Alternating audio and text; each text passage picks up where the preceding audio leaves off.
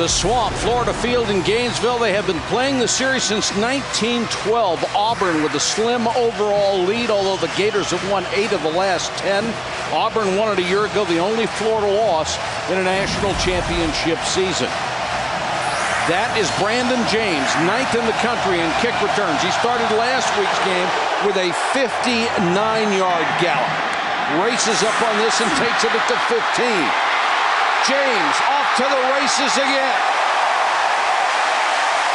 To tell us about the Florida offense, here's basketball coach Billy Donovan. At quarterback, we have Tim Tebow having a terrific year. Special player, even better person. At wide receiver, we have a great playmaker in Percy Harvin. Get the ball in his hands, a lot of special things happen.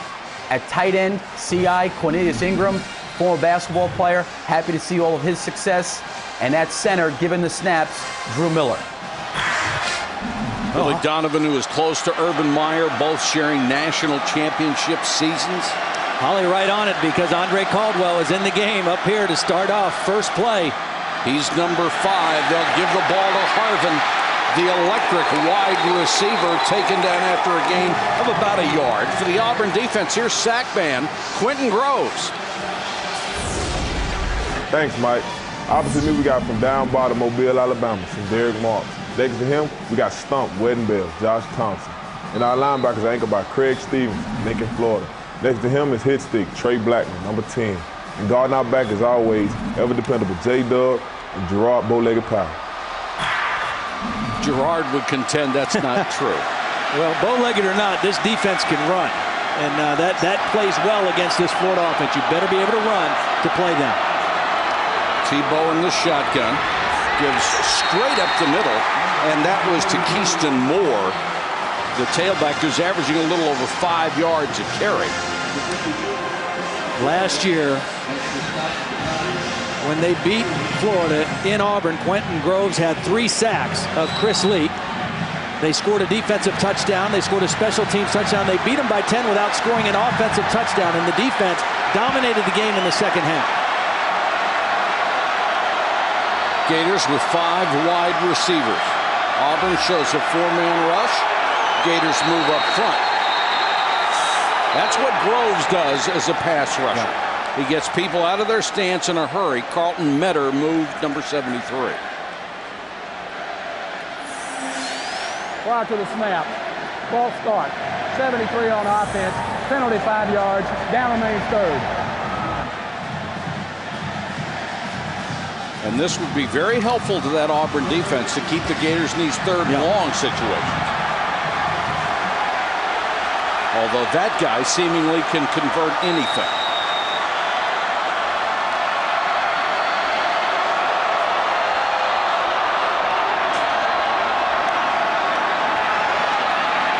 Tebow sits in the pocket, throws incomplete.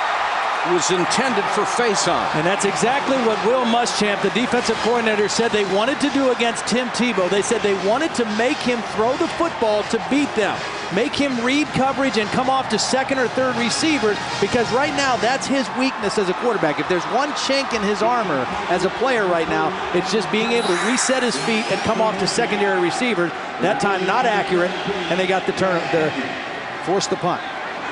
Chris Henry to punt to Robert Dunn.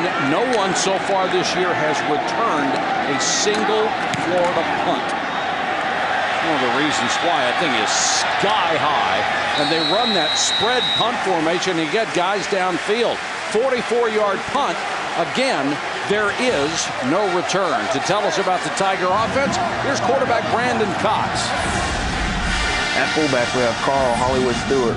At receiver, we have the playmaker, Rod Smith, and at tight end, Cole Bennett. On the offensive line, we have a few young guys anchored by right tackle Lee Zimba and the leader of that offensive line, center Jason Bosley. Again, 2 teams unusually in the SEC with extremely young offensive lines. And Brandon Cox starts the offense, giving it on the ground to Ben Tate. To tell us about that Gator defense, once again, here's Billy Donovan. Starting on the defensive line, Derek Harvey likes to make a living, spending a lot of times in opposing teams' backfields. In the middle at linebacker, Brandon Spikes. really has done a great job clogging up the middle for the Gators. And at safety, Tony Joyner, a real big hitter back there. Tate is the deep man in the eye behind Cox. Under pressure, and down he goes. They hit him low. He's hurt, too. Yes, he is. A little slow to get up. Well, he popped up, but Derek Harvey got him. He was the first guy there. You just heard Billy Donovan saying he likes to make a living in opponent's backfield. He's coming away from Brandon Cox and got right into the legs. It wasn't a dirty hit. Cox just didn't see him. He saw the other defensive end coming at him. Jermaine Cunningham, number 49, did not see Derek Harvey. Harvey just got his 4th sack of the year. He leads the club. And boy, that was frightening for a second for Brandon Cox. This is the situation that's hurt them, 3rd and long. He's tried to force some things and gotten in trouble. There's a screen to Tate. There is a flag down on the play. Tate stays on his feet across the 20. Now we'll check the penalty. I think what Auburn wants to do, and I mentioned it, it's very important for Brandon Cox to play well in this game. Now, this isn't his first rodeo. This is his 25th start as a quarterback at Auburn. He's been in loud stadiums. We wait for the call. I think Auburn will be fairly conservative early in this game to give their defense a chance. They believe their defense can play with Florida. It's their offense that has been their stumbling block so far in the first month of the season. Their offense needs to take care of the ball, be a little conservative, and let their defense play. Now they're talking to Cox. I think Tommy Tuberville is saying, well, he wants to know how much they need for a first down and what the penalty, what the difference in the yardage would be. If they turned it down, they'd be facing a 4th and 1, so you'd think they'd take the penalty and have another 3rd down. Take another shot at it. Offsides, 91 on the defense. The penalty declined. 4th down. Well, again, now here's your conservative Tommy Tuberville. He's saying, look, our punter's been good, our defense has been good. Let's not go another 3rd down and 11, 3rd down and 10 against this defense in the swamp. I told you, they're going to be conservative early. Well, there's conservative and there's conservative. This is pretty far right, I would say. Yes, it is. Shoemaker is back from a dislocated elbow, will punt to James. That's going to be a roughing the punter. He can't get his flag out, but that was definitely roughing the punter. And they didn't need any more than running into to get the 1st down. 31-yard kick. Now we'll check the flag. Yeah, now that decision looks pretty smart, doesn't it? It still looks ultra conservative. It was very conservative. It's right of the hash mark. Let's put it that way. It was a blocked punt in the game last year by Auburn that turned the game around in the first possession of the 3rd quarter. First punt tonight for Auburn. Florida going running after into the kicker, number 5 on the defense. The penalty 5 yards. Result of the play. Bubba Caldwell anxious to be back in the game, not just as a wide receiver, also coming in to try to block a punt. Actually, it's Cornelius Ingram, number 7, who made the contact, and that's a big guy. I mean, when he hits you, you're not going to do that secretly. He's 6'4", about 245 pounds. Just didn't take a good angle to the football. And as much as Shoemaker was involved, they're lucky that was not a roughing call.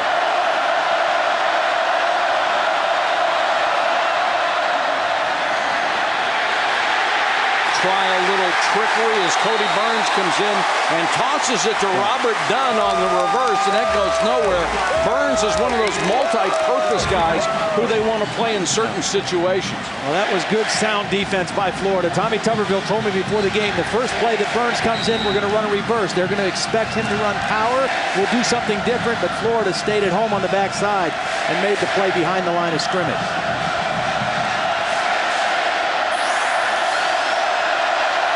Burns from Arkansas, a true freshman. Came in only 2 games ago, started the last one.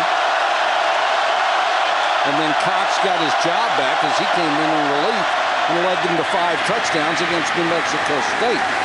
Tate takes it up to the 24-yard line. Todd, how about tonight's X Factor presented by Dell? Well, when you're talking about Auburn, first of all, they've got to win the turnover battle, and they've got to win special teams. For Florida, they got to stuff the run because everything that that Auburn likes to do in their passing game comes off of play-action pass. And the only way play-action pass is effective is if the running game is somewhat effective. And as long as Auburn's staying behind the chains like they are these first two possessions, very tough to set up your play-action pass. Third and very long. Cox will go to the shotgun. Gators show blitz, come with 5. They block it pretty well, and a perfect strike for a first down out at the 45. Rodriguez Smith, who is averaging 23 yards a catch, turns in 21 there. Well, this is excellent protection up front. Again, you've got 3 true freshmen starting. Plenty of time for Brandon Cox to step up in the pocket, step into that throw, and that has been his go-to receiver. Roderick Smith has been the guy that Brandon Cox has looked to in the first month of the season. His 12th catch of the year.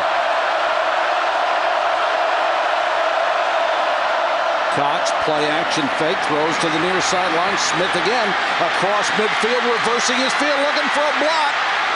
One more man to beat. If he had beaten that tackle cleanly of Wandy Pierre-Louis, he's gone. This is the best thing that could happen for Auburn, is having something good happen to them early offensively. Again, I think they felt very comfortable with their defense and how they matched up defensively against this potent Florida offense. But it's the Auburn offense that has struggled. They got a little help with the roughing the punter penalty, and they've hit a couple passes here, and they've got some nice momentum going on this drive. The Gators do not have a terrific secondary. They've got a lot of speed back there, but they've got a lot of learning to do. Yeah. Where they have been really good, though, is stopping the run. They are second in the league, 5th in the country coming into tonight's game, only allowing 54 yards per game rushing. And again, that's the real test for Auburn, because they've got to keep trying to run to set up that play-action pass. And with only 2 returning starters, that's a conscious decision, isn't it? Yeah. We can't do everything, so we're going to make sure we stop the run. Right. We'll play more zone defense if we have to in the back end, but let's stop one thing and try to make them one-dimensional.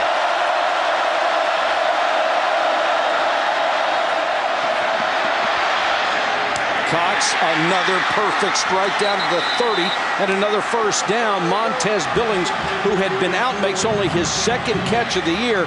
And you got to love Brandon Cox. He will stand in there knowing whatever is coming. It doesn't make any difference. Well, like I said, this is not his first rodeo. He's played some good ball for Auburn. Now, he's been off to a rough start this year. He's actually thrown it to the wrong colored jerseys more this year than he has at any time in his career. But he came off the bench last week and played extremely well against New Mexico State, and he's off to an excellent start tonight. 6 interceptions, 3 touchdown passes so far this year. Fannin, nice cutback. Fannin inside the 20, another first down to the 19. A very impressive drive for Auburn. Brandon Spikes missed a tackle. It came with a little motion by the wide receiver to crack back on the inside linebacker. They get a couple linemen pulled out there. Jason Bosley, number 68, the center, is out there leading on that play. And a nice mix of run-pass right now for Auburn. Al Borges, the offensive coordinator, mixing it up very well against this young Florida defense. There's Al. 10 plays, 67 yards so far. Fannin is the tailback. They'll play 3 at that position tonight. Cox throws the slant complete inside the 10. Rodriguez Smith made that catch again. And Brandon Cox has been right on the number. He's been right. I mean, he's throwing in rhythm. He's comfortable in the pocket. He's trusting his protection. And again, Florida, because of their youth at corner, because of their inexperience in the secondary, more zone defense than they played at any time last year. Last year, with the corners they had and with the free safety they had in Reggie Nelson, they were a man-to-man press coverage with a free safety almost all the time. This year, they just are not able to play that way.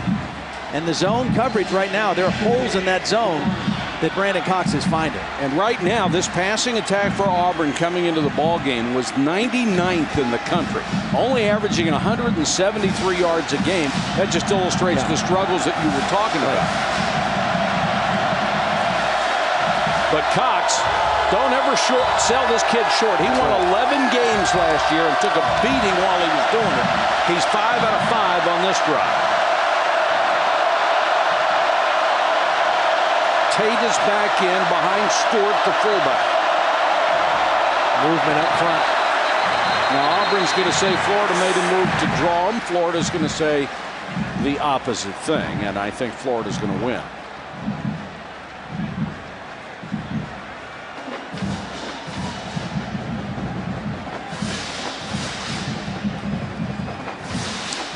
The left tackle, Ryan Pugh, one of those 3 true freshmen that's up there. He's from Hoover, Alabama. Prior to the snap, false start.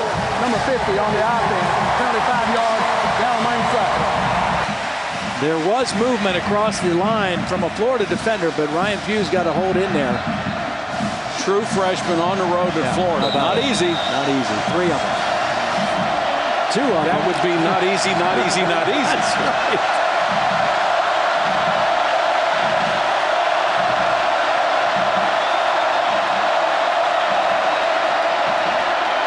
Tate looked like he tripped over his own man. That may have been Pugh as he caught a piece of his leg and went down. Might have had another 5 yards had he stayed up. I think he clearly would have had the first down inside the 10-yard line had he stayed up on that one.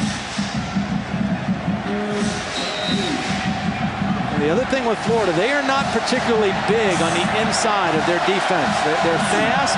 They're a very fast defense, but their defensive tackles are not the biggest guys that you're going to find in the SEC. And Auburn doing some damage running the football so far tonight. This will be the 13th play of this drive.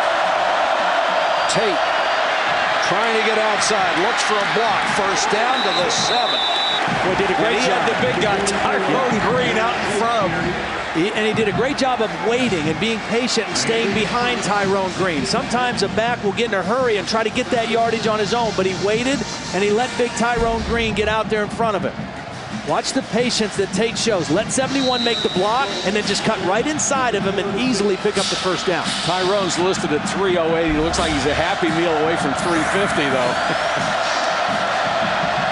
Nice job pulling for the big guy and a first and goal for Auburn. Florida has been outstanding defensively in the red zone to this point. Cody Burns in the game. Power run is his main thing down here. There he goes. Quarterback draw inside the 5. Touchdown. So Brandon Cox does the work, takes them the length of the field. The freshman comes in and gets the board. Doesn't matter how you get it done. That was excellent teamwork, and that was a little bit of, hey, Tim Tebow, we can do this too. What a drive by the Auburn Tigers. 14 plays, 86 yards. They used 7 minutes and 32 seconds. And again, the roughing the punter helped them to keep going. But after that penalty, they were impressive. And that does so many different things for the Auburn Tigers. Bynum for the point after. Kid is a terrific freshman kicker. And the Auburn Tigers, nearly 3 touchdown underdogs, break on top 7-0 in Gainesville. 6 out of the top 13 teams in college football have already lost this weekend. Florida is a top 4 team, 3 in one poll, 4 in the other. And Auburn trying to avoid an 0-2 start for the first time in forever. A lot of stuff going on here. James and Moore are deep. And Auburn's got to be sky high right now. James at the 7. And taken down at the 38. Let's go back to that touchdown. It was a beauty. Well, it was a beauty, and 3 great blocks right here. Ben Tate, the center, Jason Bosley, and the tight end, the backup tight end, Tommy Trott. Watch all 3 guys. Bosley and Tate will get the linebackers. Tommy Trott will get the strong safety. All 3 guys get on a block, and a beautiful end to an outstanding drive for the Auburn Tigers. Holly Rowe, what do you have? Well, guys, Florida defensive coordinator Greg Madison was just telling his freshman linebacker A.J. Jones, hey, you got to help us call out the strong side. 2 times on that drive for the touchdown, we were lined up wrong. Well, something didn't go right on that entire drive. Tebow on a roll and throws complete. He got that one to Riley Cooper for a minimal gain. Let's check in with Scott Van Pelt. He has the Sports Under 30 at 30. Scott.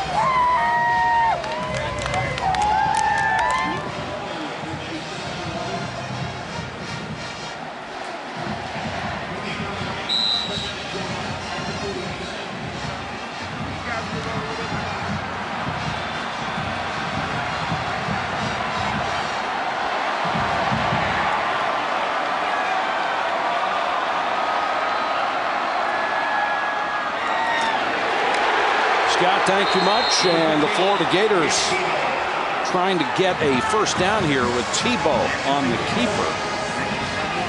Urban Meyer, in his third season, has a ridiculous record. 26-4. 26-4. And he hasn't lost here in the swamp. You know, he said when he came here, one of the first things he said is, we want to take back the swamp. You know, Steve Spurrier owned the swamp when he was here. Ron Zook had some struggles at home. He's yet to lose here.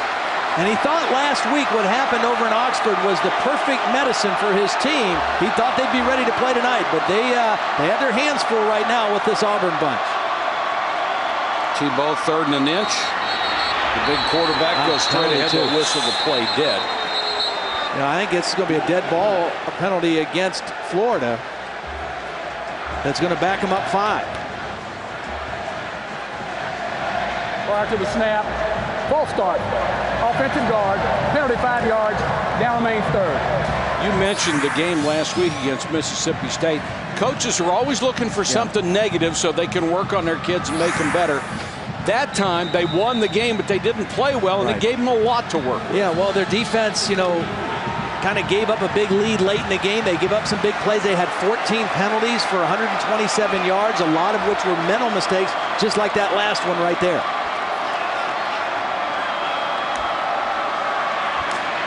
Tebow flushed out of the pocket. And look at that swarming defense. And look at Will Muschamp, the defensive coordinator, right over there throwing the headsets off and patting his guys on the helmets, because that's what Auburn has to do. Fly to the football, make tackles in space. They've got the speed to line up and play with Florida, but they still have to make the plays in space to stop this offense. They used Keyston Moore in motion, threw him a little safety valve check down, and he was just buried. And so far, they've done what they've wanted to do with Tim Tebow. Hit him when he runs and make him look for secondary receivers when he throws. Henry to punt to Dunn, who's averaging over 12.5 yards a return, but Florida doesn't get kicks returns. They still haven't had one run back this year. Sellout crowd here at the University of Florida facing the Auburn Tigers, and the sellout crowd not having any fun yet. They're down 7-0. The number 4 team in the land saw Brandon Cox hit all 5 passes on an opening drive after he was shaken up. Now he's 6 for 6. Check it. Whoa. Boy, there is a late hit. Yeah. That's going to cost him 15 as the ball was dropped. Cody Burns, they threw it to him in a flat, and he just got killed by Dustin Doe. And he was defenseless because he knew he dropped the ball and he just relaxed his body.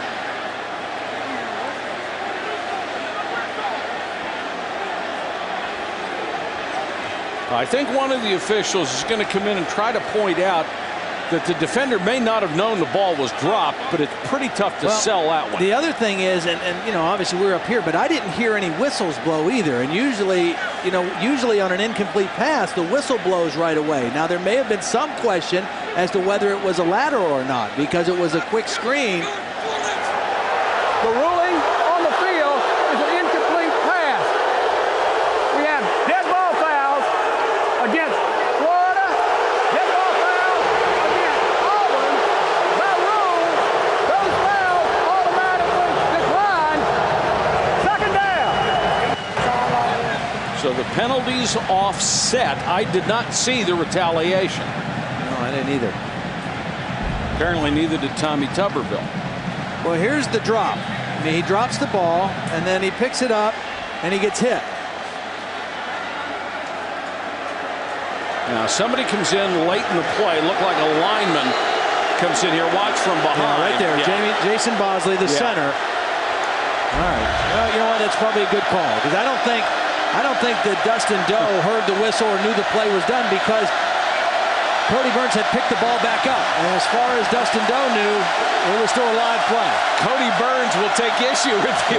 Good Cody call. Burns better leave that ball on the ground next time. That's right. Walk away from the ball, my man.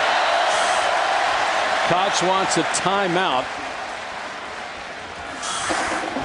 4:04 on the first quarter clock from Gainesville. We'll be back after this. 2nd and 10 for Brandon Cox in Auburn. Draw play. Fannin. 30. Up to the 32 before he's driven back. Very close to the first down sticks. Well, you have to like the way Auburn's young offensive line is playing so far. Their offensive line coach is Hugh Knoll. He was a former lineman at Georgia, played on their '80 national championship team, and Auburn has had outstanding offensive lines over the last several years. You see Mario Fannin get outside the pursuit of the defense. 3 true freshmen, and Hugh says, you know, these guys don't always know who they're supposed to block, but they go 100 miles an hour every play. There's Hugh Knoll. He's got to be very pleased right now with the way his young unit is playing up there. 3rd and inches. And that's the fullback, Stewart. Looks like he's got the first down before he stopped by Derek Harvey. Here's Holly Rowe. Hey guys, this is just kind of interesting. I have a source down here on the sideline that helped me understand that last ruling on that late hit. He said that by rule, a whistle does not necessarily stop the play. A player has an inherent responsibility to see when a play is dead. So the defensive player, when he sees it's an incomplete pass, he does have a responsibility, whether or not there is a whistle, to stop. Tough sometimes you're being blocked and you don't see the play and then get off the block and try to make a hit. But thank you, Holly. That does clear it up. Cox, play action fake, throws over the middle and complete. What a nice catch by Montez Billings. Here's Scott Van Pelt. Scott.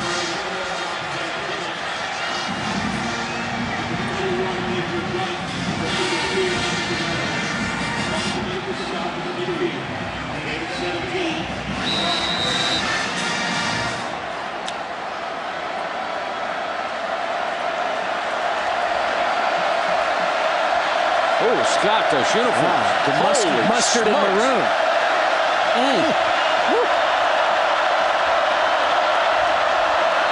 There's movement up front. The left guard jump. That's big Tyrone Green.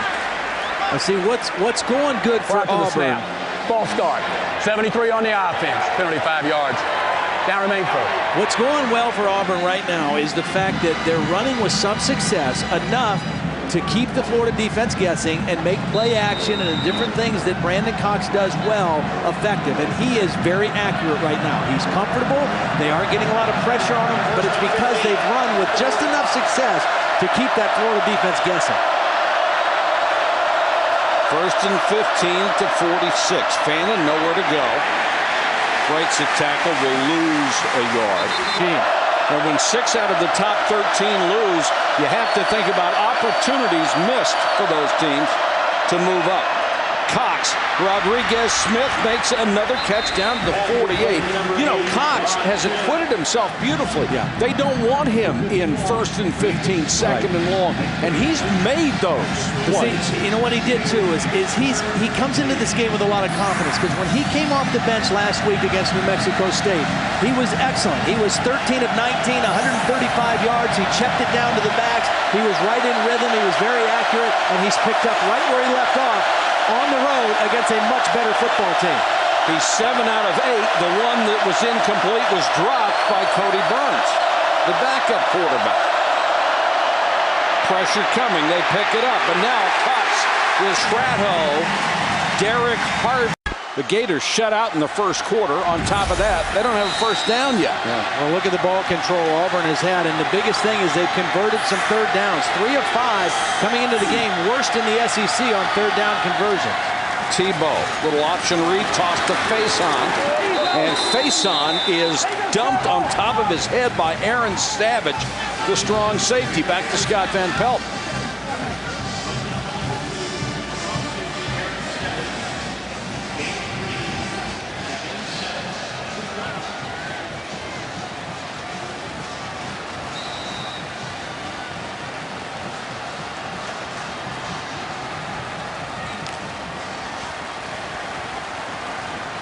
Not been easy so far, Scott. I tell you, this is the guy that Florida's got to get the ball to soon here. Percy Harvin. He's the difference maker for them. They got to get him involved in the game. They need a spark.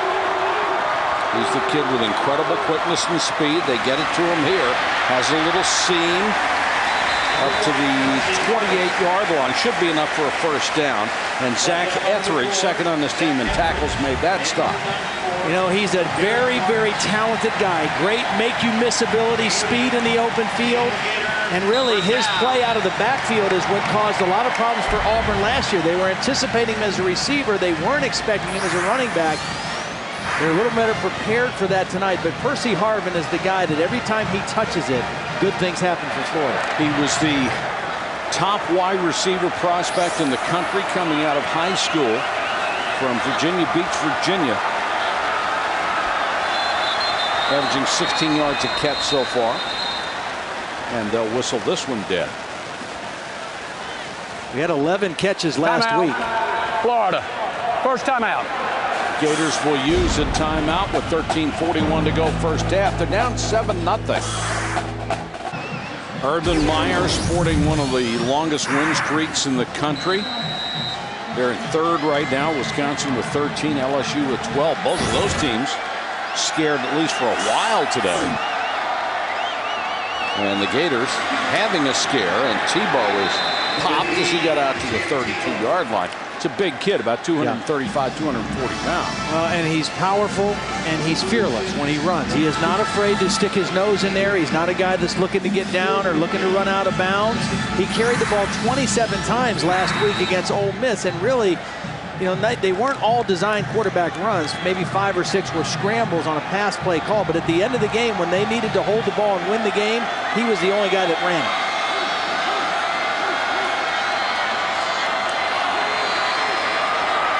From the 32, Tebow throws complete to Faison. What's a big game without a pie chart, you ask? Well, take a look at the Gators 2 deep. And they are very young. There's a lot of young ball clubs in the SEC this year. You take a look at the freshmen, take a look at the sophomores. 66% of the guys who play the most are underclassmen. 66%. And here they are, number 4 in the country. It's a little scary. You think Urban Meyer can recruit?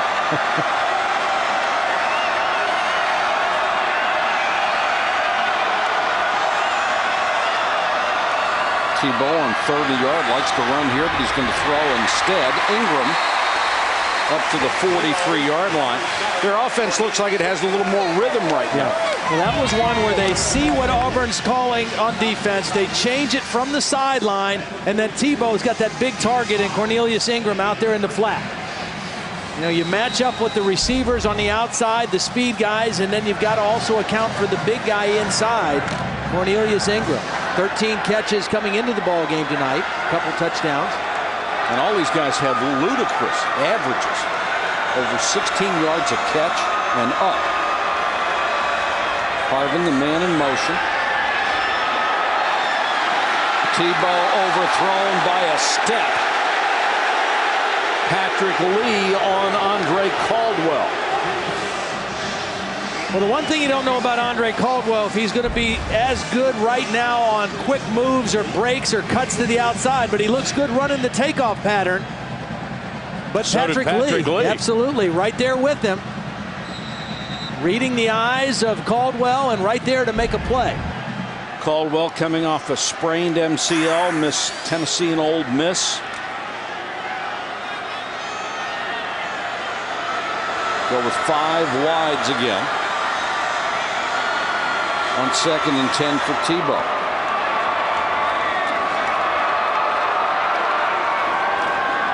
Four-man rush. Perfect strike to Harvin. And a late hit. Down, late hit. That'll cost him 15 more. Gain of 20. Tack on the 15 for 35. Big mistake by Aaron Savage, number 2. Anybody that wonders whether Tim Tebow can throw the football, he's got an excellent arm and he's very accurate. When he gets his feet set, he throws on time. He's got Harvin open on the corner route, and then Aaron Savage, I don't know if he just didn't even know where the sideline was. That's a needless penalty by Aaron Savage. You gotta wonder what he's thinking. He hit him 5-6 yards out of bounds. You know, you don't want to help Florida. I mean, you want to make them work for everything, earn everything they get. You don't help them with a 15-yard gift. They're too good to do that. Gators with their best scoring chance, 1st and 10 from the 23.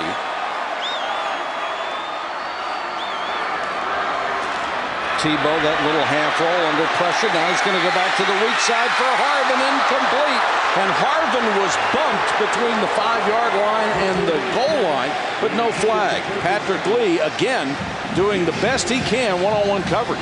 Well, what this was trying to do, Tim Tebow is rolling to his left to try to bring the whole defense and all the safeties with him and leave single coverage for Percy Harvin, who shows quick screen and then runs the takeoff. But again, Patrick Lee right there. It was on Caldwell a couple plays ago. This time, he's right there with Percy Harvin. They tried to fool him and isolate him, but he was not fooled on the play. Patrick Lee, the senior, already acquitted himself very well here. Tebow facing another 2nd and 10. Can't find anybody. Hangs onto the ball. Will not go out of bounds and taken down at the 20-yard line. At some point, they've got to teach him to get out of bounds and slide when he's got all he's going to get. There's no sense trying to get the extra foot and taking a shot. Well, good luck with that. I mean, based on what we know about him and what Urban Meyer's told us about him as being the ultimate warrior and the most competitive guy he's ever been around at any level, I think you might convince him to step out of bounds, but I don't think you'll ever see him slide, ever. He said he had Tebow come over to his house, play one-on-one basketball, and never do that again. Yeah. Or volleyball. They'll play volleyball with him either. 3rd and long. Tebow sets in the pocket, throws underneath to Harvin. That was beautifully defended by Aaron Savage. He stayed right with the speedy wide receiver and stopped him short of a 1st down, then they'll have to try a field goal. What you're seeing from Auburn is you're seeing that they have speed on defense and the ability to run with this Florida offense. If you just joined us, glad you could be with us on a Saturday night, and you are seeing Ehas set up for a 34-yard field goal to try to get the Gators on the board. They are down 7-0 to the visiting Auburn Tigers. Ehas 3 out of 4 and field goals, and it's blocked. Florida cannot advance that ball. It was a block punt last year that turned the game around in Auburn. We talked about Auburn. What do they have to do? The Dell X factor. They've got to win turnovers and they've got to win special teams. They get the stop on 3rd down with a good tackle in space, and then they come away with the block of the field goal. They get to push inside. Hard for me to see right there who it was. Right in the middle, 95. Nice block in there. Pat Sims getting the push, and Derek Marks, number 94, in there as well. What a big play. Mark says, I got it. Yeah. The starting defensive end playing on special teams, and the lead holds at 7-0. Everything has gone Auburn's way. Tate on the draw, spins forward to the 23. Taken down by McMillan, Gators defensive tackle.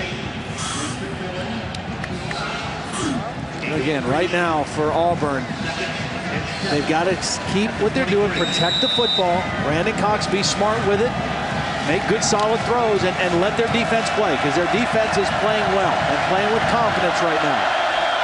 Red zone alert from Minnesota in case you want to update yourself on that game against Ohio State. Cox bobbled, but then caught by Big Gabe McKenzie, the tight end, his 12th grab of the year. Had a couple of touchdown catches, and he has a 1st down. Nice concentration by McKenzie. Nice little combination route on the outside. Quick throw for Brandon Cox. Quick 3-step drop, get it out of your hands. McKenzie focuses on the football and turns upfield and gets very close, actually does get the 1st down. They have kept the crowd out of it for the most part. They got the lead on a great drive. Their defense has been solid. Everything Tommy Tuberville wanted out of the Auburn Tigers he's gotten so far. Cox, another completion, this time to the fullback Stewart, who comes out of the backfield and grabs one for 21.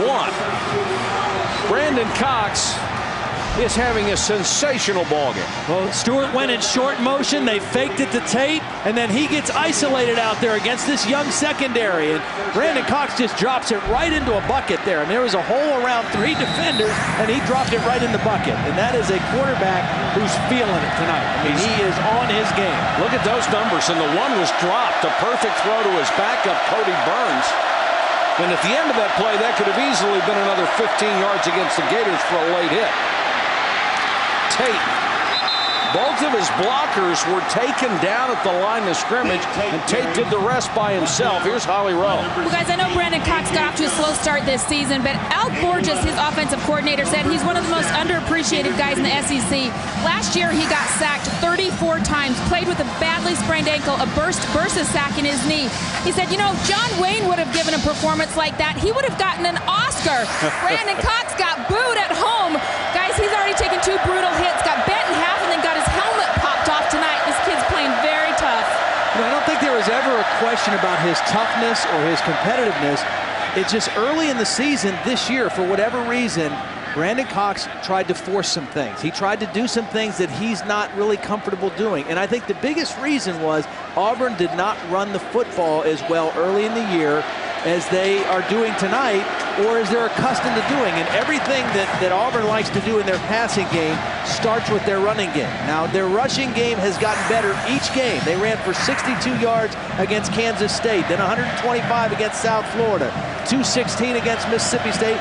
Last week, 229, their best game of the year. And they're running well enough tonight to keep him very comfortable throwing the football. And to work the clock, 8:55 to go first half. Fannin checks back in. We have yet to see Tristan Davis, who was the fastest of the tailbacks. He was going to get a chance tonight, hopefully, for his first action of the season. Cox, good protection by the front wall, and throws another perfect strike for a first down. Montez Billings with 3 catches tonight. That was for 25, and Cox, it'd be just as easy to take it down and hand it to him 25 yards downfield. And you mentioned it, they're keeping the crowd out of it, and because of that, they're able to audible and make checks at the line of scrimmage. This was a check off at the line of scrimmage, and Brandon Cox found what he wanted, running down the seam, and hits Montrez Billings right down the seam of the defense. But it's all because he was able to check at the line of scrimmage with this crowd a little quieter. Now Cody Burns comes in. 1st and 10 at the 13. Last time they ran this same play, quarterback draw, almost the same result. He's down to the 9. From left to right, that offensive line. Pugh is a freshman, Green a junior, Bosley a junior, Ramsey a freshman, and Zimba a freshman. Yeah. The only returning starter they had from last year was a senior, King Dunlap, who is not even here tonight. He's home. He's got an elbow injury. He hasn't been playing as well this season as they thought he might. He's been hurt. And they're going with the youngsters right now, and they are playing extremely well. 2nd and 6. Cox is back in. Fakes. Throws for the end zone. That could easily be a flag. Smith certainly wants one, but he won't get it, as Pierre-Louis jumped early and appeared he made contact before the ball got there. This is a heck of a play. They had what they wanted, one-on-one. They go with the bootleg, set up by the running play. Watch the play. Pierre-Louis over the top. That's such a great play. That's an outstanding athletic play by Pierre-Louis. He didn't have his left hand on the receiver. He went over the top with his right hand and knocked the ball away. Replay's great stuff, isn't it? That was good there. Crowd on its feet. Cox flushed. Cox dives inside the 5 to the 4. Needed to get to the 3 for a first down. But a good decision by Brandon Cox. We're playing well. We've got momentum. Worst case scenario here, we set up for a field goal and take a 10-point lead. I think Tommy's got to kick the field goal here, doesn't he? Well, I'm thinking if they're going to stay with that very conservative philosophy, you'd have to. And here goes conservative. Yeah. We've just gone back to Hillary's side of the field. The coaches are on the field. I think they're going to call a timeout. Yeah, they called a timeout. Tommy's going to kick the football, I think, here. His defense is playing well. Wow. Timeout, 6:44 to go in the half. 4th and 1.5 yards. Auburn lining up to go for it. He's bobbing his head. They're trying to draw him off here. Drawing him off is not a first down. No. They'll go with Tate, and Tate has a first down. What a gamble, and it paid off. Now, here's what I understand about Tommy Tuberville here. You're not going to beat Florida here, the most prolific offense in the SEC, by kicking field goals. You're going to have to beat them by scoring touchdowns. But my goodness, I'm shocked. I thought for sure he'd kick there. Doesn't 10-0 look pretty good to you? You're a 3-touchdown underdog? Absolutely it does. But he's right now thinking 14-0 looks even better. Boy, it didn't get a very good spot on that one either. Bringing the sticks, but they made it. On the road, 3 freshman offensive linemen. Yes, sir. The stars are aligning correctly. What a courageous call by Tommy Tuberville, who has been an outrageous success at Auburn in his 9 years. Now, here would be the perfect time for Al Borges to call play action and throw the football on first down after getting that big 4th down play. Got Billings and Dunn to the left, Smith to the right. Tate the tailback. Tate gets the carry. Puts his ball over the line. Touchdown. This is something. They spread him out to make it look like pass, and they spread out that Florida defense a little bit by formation, and then just ran the inside zone play. And Ben Tate stretched over the goal line. You see his knees weren't down because he landed on top of one of his own players and was able to reach the ball over for the touchdown.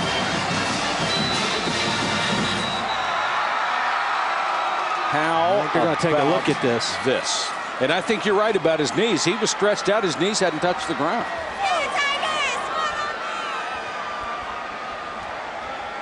Tommy Tuberville said this week, we thought we should be 4-0, but we're not. We've got to start playing better. Well, from that angle, 73 Zimba is blocking the view. This is better.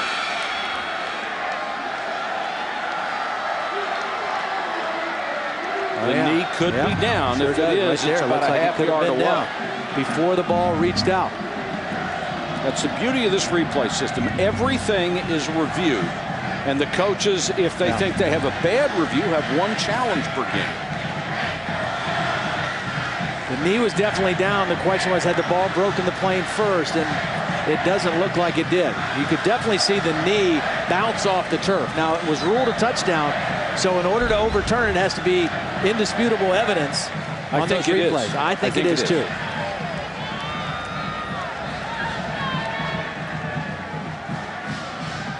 Well, first we thought it was a touchdown. Now we think it wasn't. If we had a third opinion, we'd give you that one too.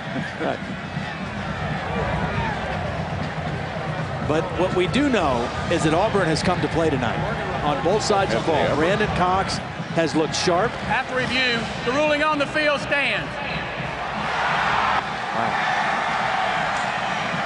Little surprised at that. If Florida, which is now down 13-0, goes down to Auburn at the end of the night, 7 of the top 13 teams would have lost this weekend. Count it. 7. It's unbelievable. The point after by Byram is good. Take a look. When they've beaten them the last 3 times, it's been pretty important games. Florida ranked number 1 in '94, ranked number 1 in 2001, and number 2 last year. Florida number 4 coming into the ball game tonight. Now, last year they won that game, did not score an offensive touchdown. They scored a defensive touchdown, the special teams touchdown, kicked 4 field goals, had a safety. Tonight, the first 14 points thanks to Brandon Cox and the Auburn offense.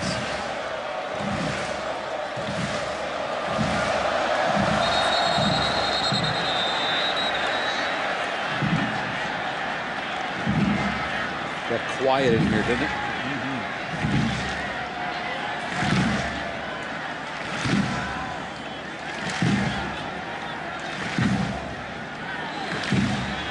Oh, and here's the drum. Nobody's making any noise at all. Little did they expect. Down 14-0. Like we talked about, this has been one of the best road teams in the conference for the last 3 or 4 years, Auburn. James will keep it there.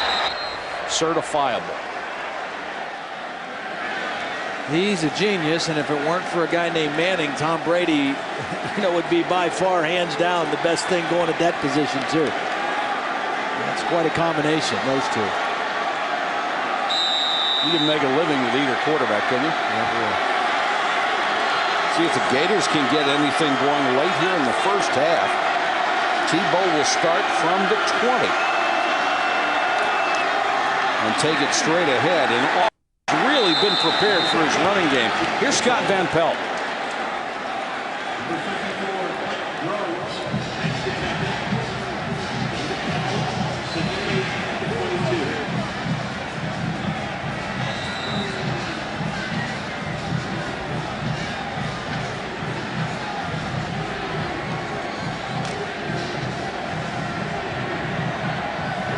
Tell you what, just surviving this weekend, Scott, is going to turn out to be a huge deal. Harvin comes in motion. They give it straight up the middle to Moore for a couple. Pat Sims makes the tackle. I think Pat Sims and Josh Thompson in there on the inside are doing a nice job of just taking up space and stopping the inside runs. The tackles that they're rotating through on the inside are doing a nice job stopping any kind of inside run, whether it's Keyston Moore, whether it's Tim Tebow. And then the speed guys, the secondary and the linebacker, are doing a great job on the perimeter runs. I mean, they just have not given up a big play. Outside of that pass to Harvin, that was the biggest play that Florida has gotten here in the first half. Those tackles have been very stout in the middle, both 300-plus pounders.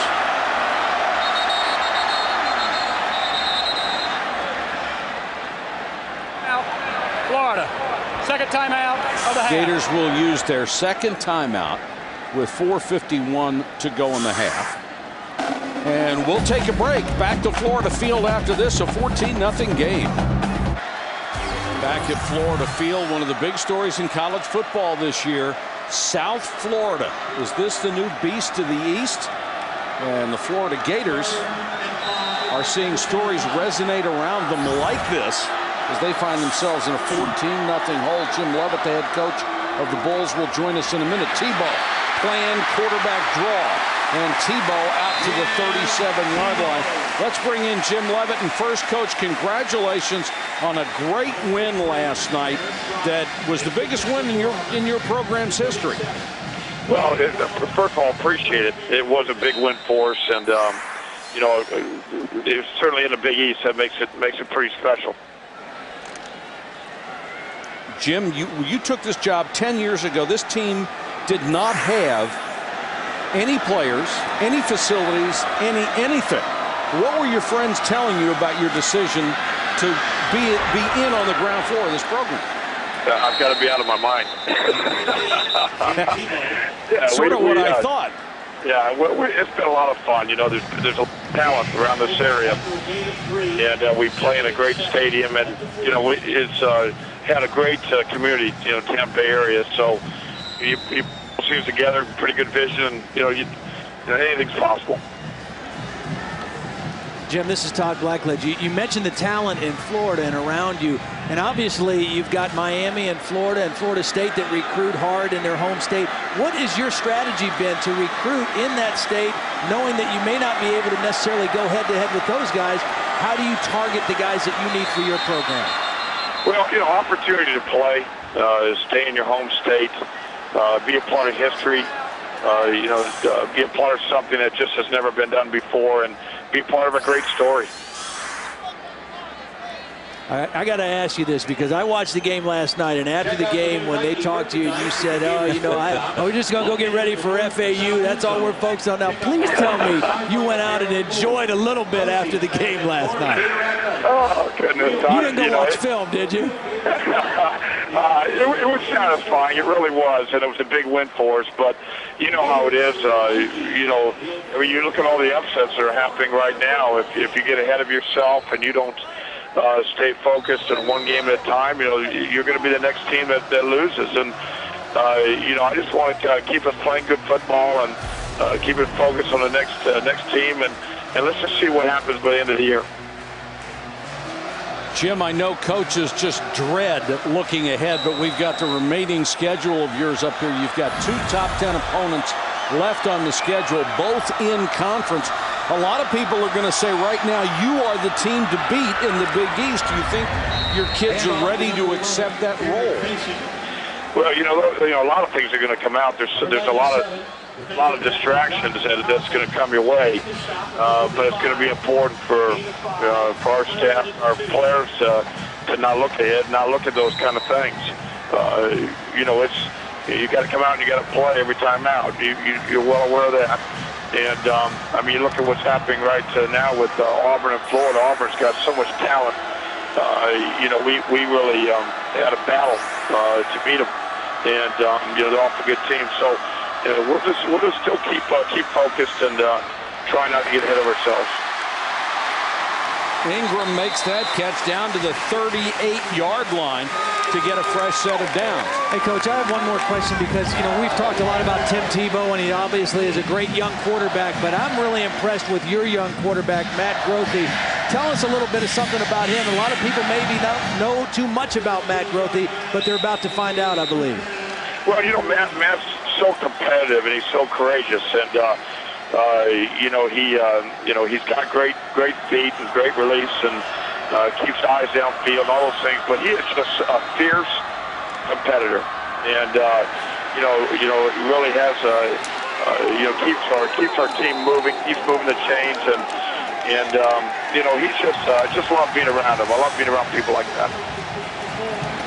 That last catch by Moore, he was pounded by Powers, and there's a flag down on the play. Coach, thank you so much for your time. I know how busy you are trying to get ready for next week and maybe celebrating this week a little bit. Just a tremendous job in building the program from absolutely nothing to where you are right now. Well, I appreciate you having me on. Personal foul. All right, Coach. 6 on the offense. Penalty 15 yards. Down at second. Urban Meyer is going to be very upset with this penalty because Florida finally is getting some juice, some momentum offensively. They're moving down the field. They're converting some third downs. And Marquise Ponce, a freshman lineman in there starting at right guard after the play, is going to come and just peel a guy off right in front of the official, right in front of the Auburn bench. And there's no way you can get away with that. And that's a momentum killer. It's silly, and it kills the momentum that Florida's offense had right here. 6'4", 311, a little tough to hide when you pull off one of those. So it's 2nd and 22 for Tebow back at midfield. Tebow throws underneath. And boy, Auburn is playing some sensational defense. Well, they're not missing any tackles. I mean, that's the biggest thing you see. They're not missing tackles. And when you play Florida, you have to be able to play in space. They're going to spread you out by formation. They're going to try to find the matchups where you might be a little vulnerable. And they're going to try to get the ball in the hands of their playmakers. And if you miss tackles in space, short gains turn into big plays. And Florida, or Auburn, just has not allowed any of those catches to turn into big plays so far. 3rd and 17. Can they keep the drive going? Tebow wants a screen. Harvin. It'll be about 4th and 9. Here's Scott Van Pelt. They're going for it here. 4th and 9.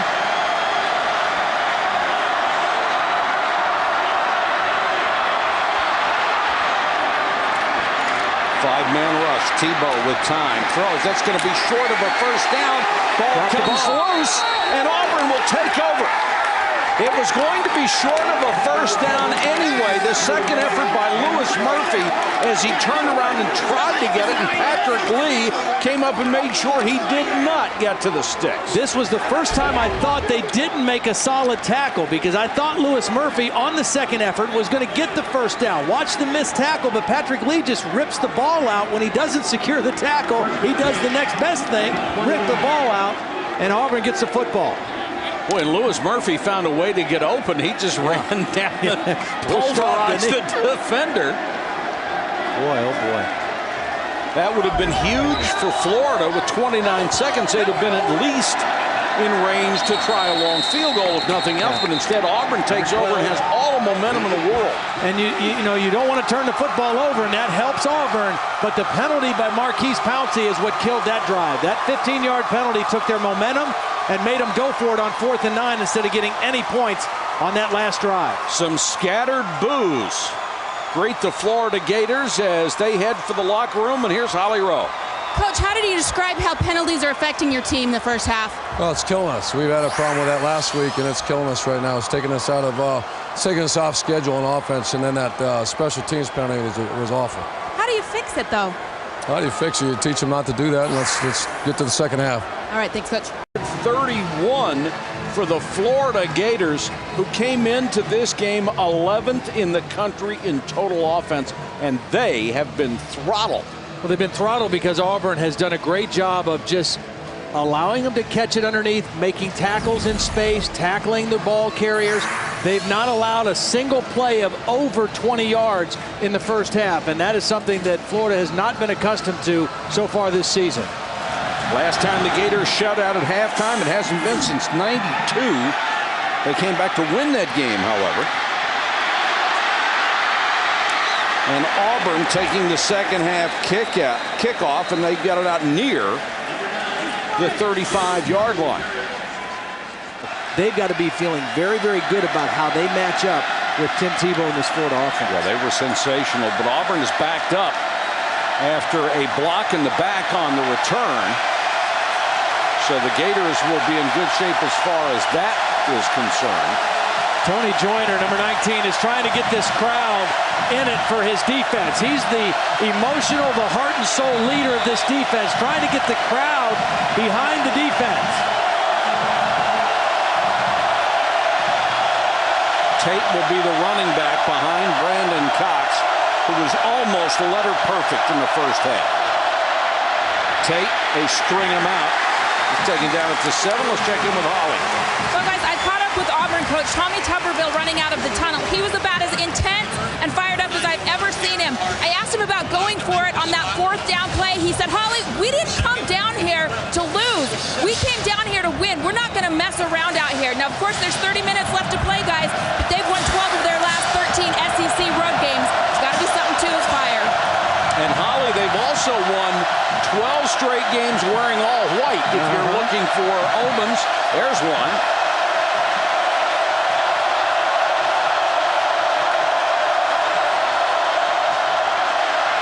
Cox from the end zone, batted down. Brandon Spikes, number 51, the middle linebacker, came in and smacked it. And I think what Florida is going to do in the second half, and they're showing it right now, is they feel like they're going to have to pressure Brandon Cox. They've got to disrupt his rhythm and his timing. Now, it's easier to do in this part of the field with the crowd as much of a factor as they appear to be right now, but they allowed him to get on rhythm and on course too easily in that first half. They've got to disrupt his timing. Urban Meyer says for a young team, there is nothing worse than easy. This is not easy.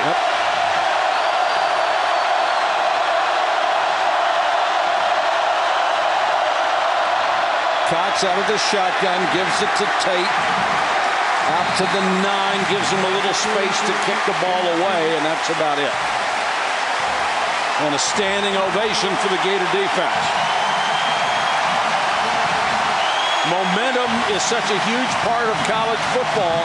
Florida gained some right there.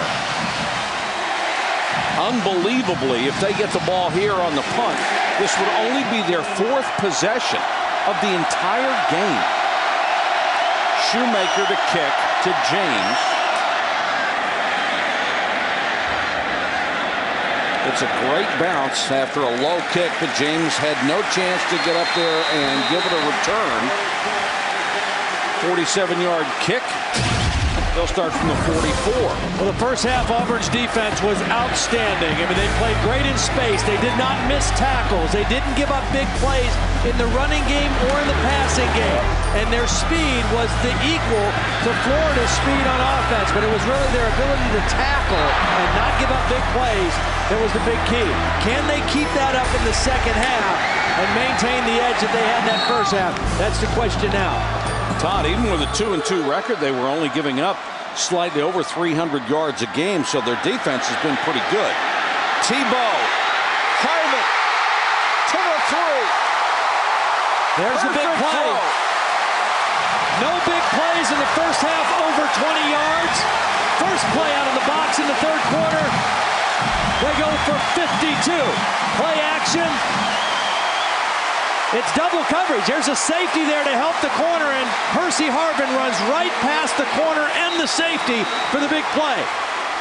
And for Tim Tebow, that's his 8th pass of the season of 40 yards or better. They only had 2 all of last season. First time Patrick Lee has been burned. First and goal. Tebow trying to do it himself. Hitting the backfield and dumped back at the 6. What a play by Senderick Marks.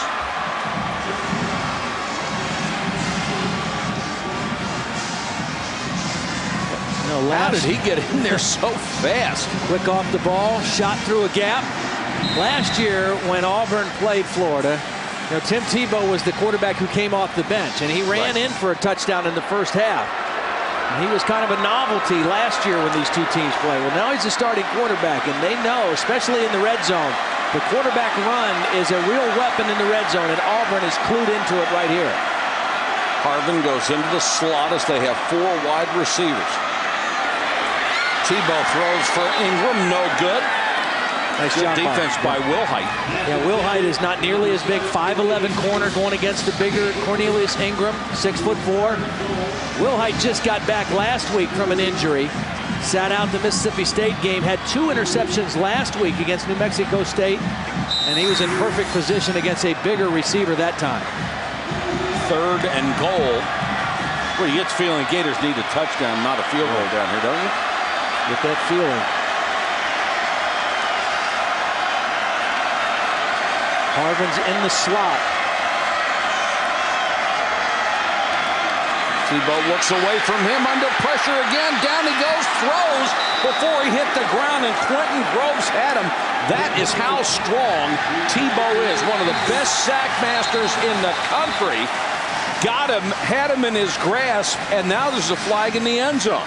Well, I don't know how you don't block Quentin Groves, though. That's a mistake by Florida. I mean, the best pass rusher is not even blocked. No. Quentin Groves is the most feared pass rusher on Auburn's team. He gets down a 3-point stance right here, and watch, nobody even blocks him. They got 5 linemen. They're rushing 4. Nobody even blocks him. You must block him. I mean, you might want to turn someone else loose. You don't want to turn him loose. Well, what a gamble that was by Tebow to go ahead. I mean, I realize he's trying to make a play, but to go ahead and throw the ball in the end zone, that could have been easily picked off. And now Ehas will come in as they have to go for the field goal. The last field goal attempt was blocked. That was from 34. Marks this is got from that 24.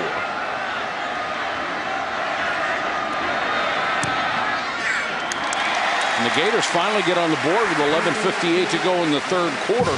Not what they wanted, but the score was set up by a 52-yard bomb. Mike Patrick, Tom Blackledge, Holly Rowe, glad you could join us on a beautiful Saturday night in September from Florida and Auburn, trying to spring an upset on number 4 Florida. Gators have just gotten on the board. Tristan Davis, he's number 9. Track guy, the fastest man on the team, and he is back to return.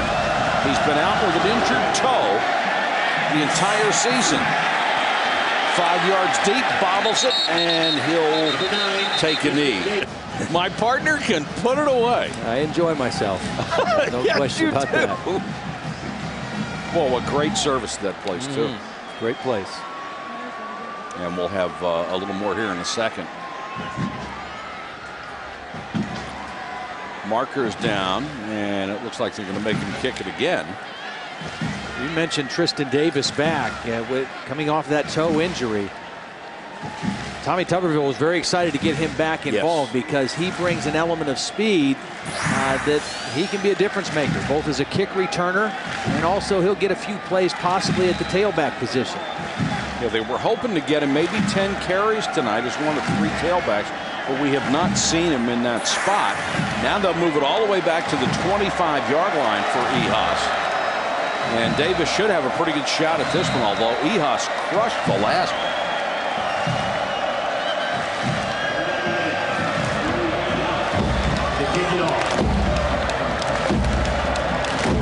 It's an early Gator chunk.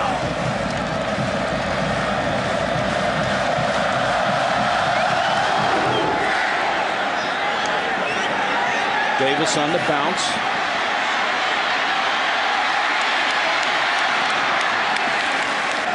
But I tell you what, you know where to eat and how to eat too. And Davis, with that sore toe, looks like he might be finished for the evening as they have to help him to the sideline.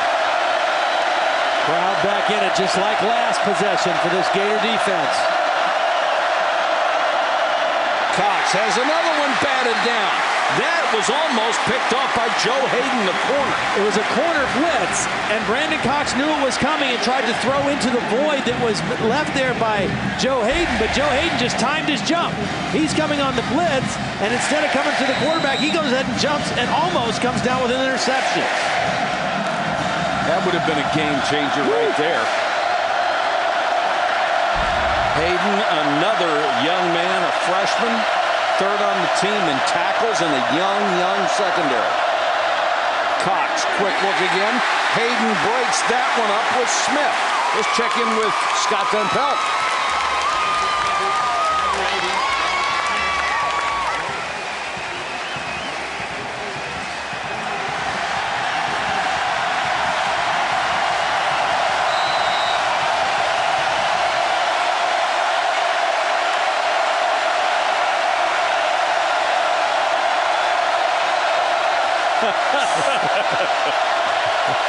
Todd, you up for that one? Yeah, I'll go. That food up there is pretty good. It's not bad. Pretty good. Cox on 3rd and 10. The crowd really going nuts now. And the defensive pressure is coming for the Gators. Ryan Stamper, the left linebacker, came through and got the sack.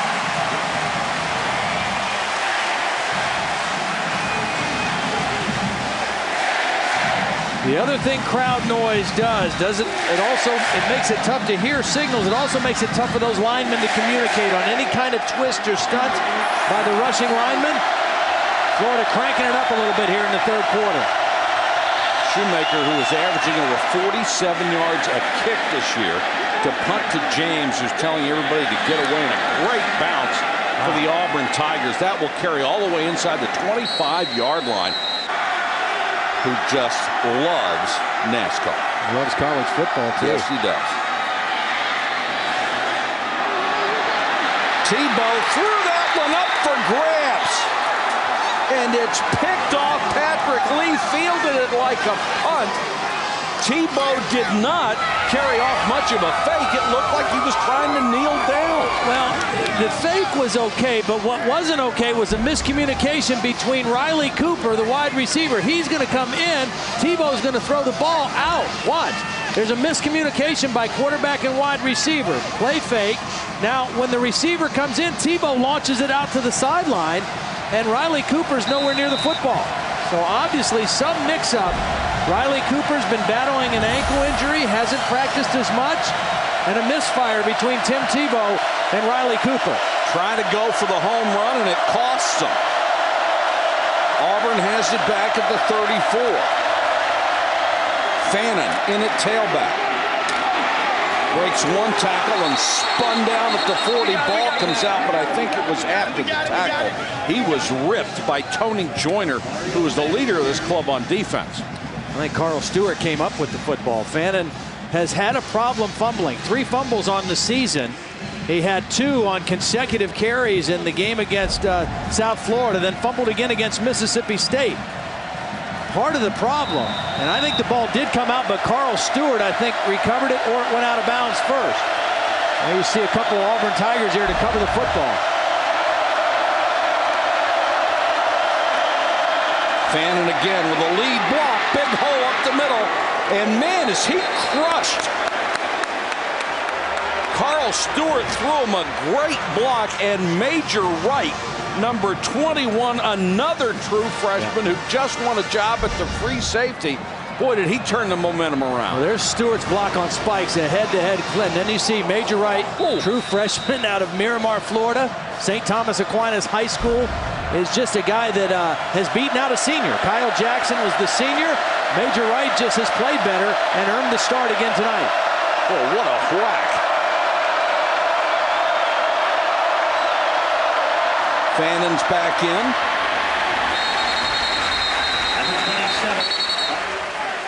A.J. Jones made a tackle. Go back to that last hit and watch the true freshman come up. He's number 21. Now you're talking about a guy, a running back with a full head of steam, and all at once, he's not going forward anymore. He's going straight backward. Well, that's great form tackling, too. Head on the numbers, wrap the arms, drive the legs. The only bad news for Florida is it happened about 15 yards down the field.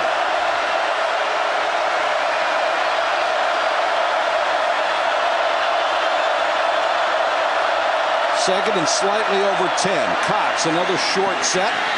Down the sideline. Is it inbounds? It is. At the Florida 31-yard line.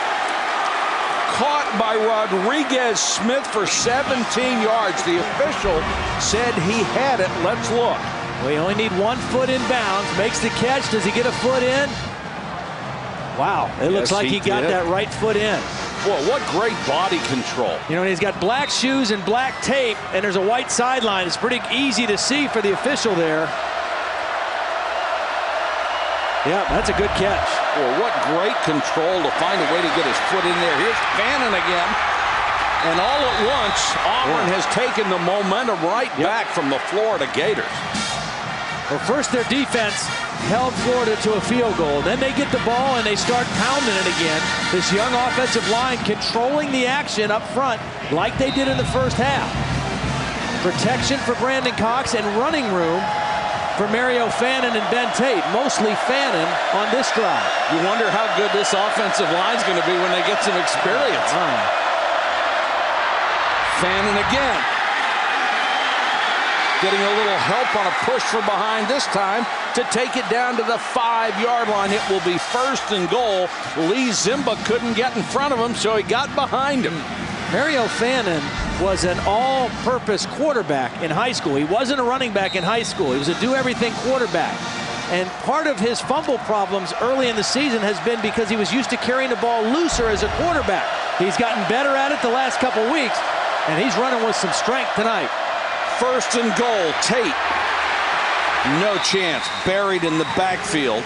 They'll mark it back near the 9-yard line. Javier Estupinan was the first guy through there to make contact. The other thing you have to remember about Auburn, not only the young offensive line, how good will they be? They get Tristan Davis back a little bit tonight. They get their best tailback, Brad Lester, back next week when they go to play Vanderbilt, because Brad Lester has been on a 6-game academic suspension. He was their second leading rusher last year and was expected to be the go-to guy this year.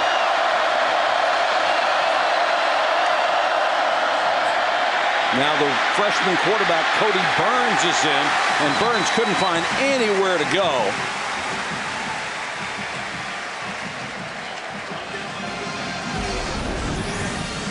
Here are the numbers Lester put up a year ago, 5 yards a carry.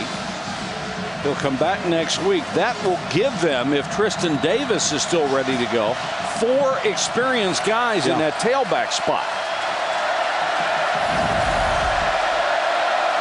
Clock running. We approach 7 minutes in the third quarter. Third and goal. They're all the way back to the 14-yard line. And Cox comes back in the game.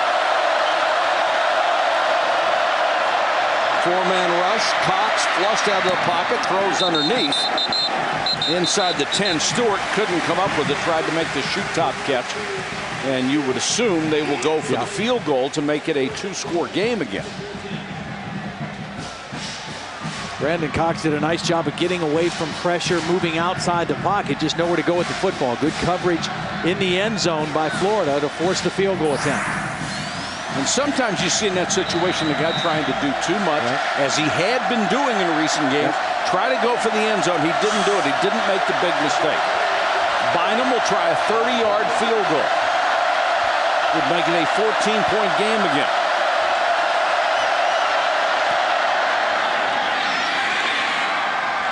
And he got it through just inside the left upright.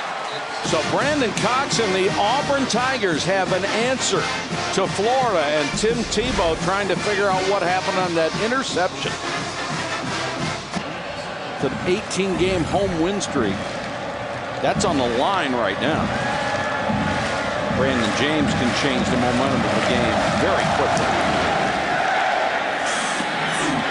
And he retreats a yard deep in the end zone. He'll bring it out.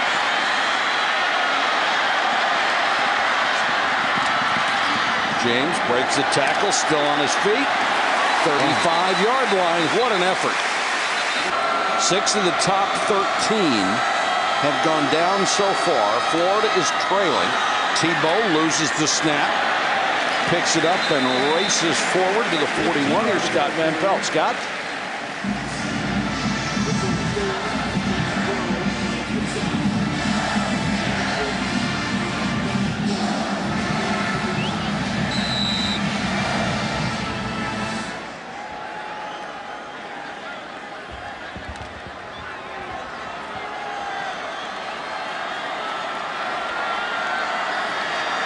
All right, Scott, and they were talking about LSU looking ahead to its matchup with Florida next week. This afternoon when they played Tulane. This is Harvin, and can't get away, taking down 2 yards shy of a first down. I don't think you could say that Florida is probably looking ahead, not against Auburn, but if they were, they picked a bad time to do it. Yeah, I don't think they were either, because they did not play particularly well last week. Auburn beat them last year. It was the only team to beat them on their way to a national championship. So I really don't think they were looking past Auburn. And Auburn, again, we had documented one of the best road teams over the last 3 or 4 years in the SEC. Tebow playing quarterback draw, trying to get to the 45. He did not make it for the first down. I am very impressed with this Auburn defense tonight. Inside, the tackles hold their own. Pat Sims and Josh Thompson that time just closed that hole completely. Yes, sir. And then the speed on the outside. The play on third down, second down, tackling Percy Harvin. Tebow only 24 yards rushing on 9 carries. That's less than 3 yards a carry for him. Too early for the Gators to go for it at midfield. Maybe. Now they go to the quick formation. They're going to snap it. They are going to go for it. They've got a first down, and Urban Meyer is one of the great trick play callers in college football, but there is a penalty marker down. Could have been motion. If so, it will come back. That's what you can do out of that spread kick formation. You can do all sorts of stuff. Well, they were 4 for 4 on fake punts coming into this game.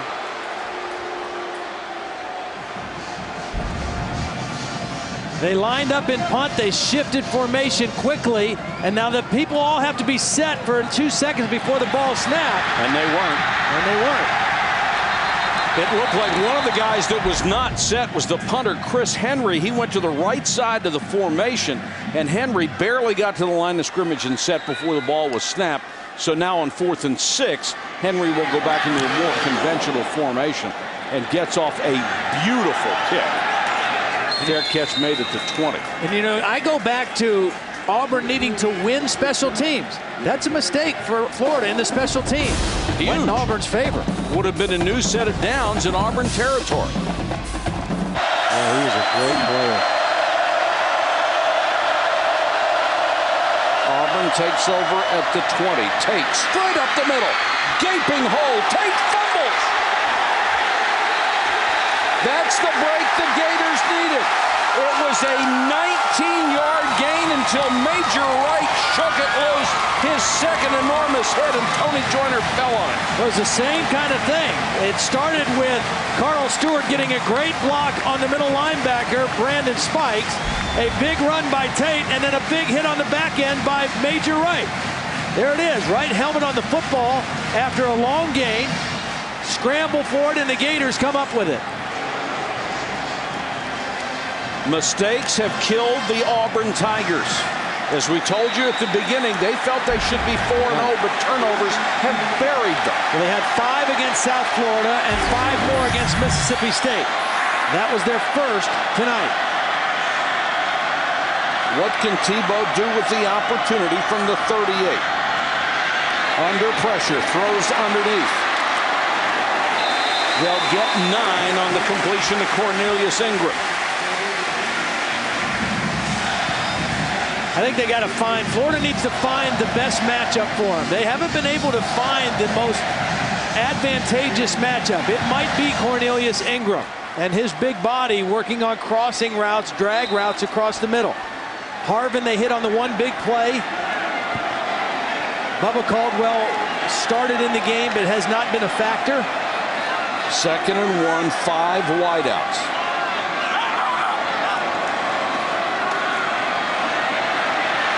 Tebow, chance to take off.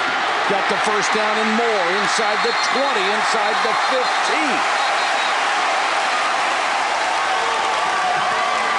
Rose would make the tackle. Well, if you're going to go after Tim Tebow, you better go low. Don't try to tackle him high. And the first defender tries to get him high, gets stiff-armed, and Tim Tebow adds about 10 more yards to the run. You better go for his ankles and take his legs out if you want to make a tackle in the open field. He's fast enough, but he is so big that you better form tackle him correctly. And he is not going to shy away from any kind of contact. I mean, he is going to put his shoulder down and try to run through you. Stepped out of bounds at the 19. First down. Gators down by 2 touchdowns. Tebow short set, can't find anybody. Here comes the pressure. Throws underneath to his halfback Moore, and Moore will get maybe 2. Powers made the tackle, the corner.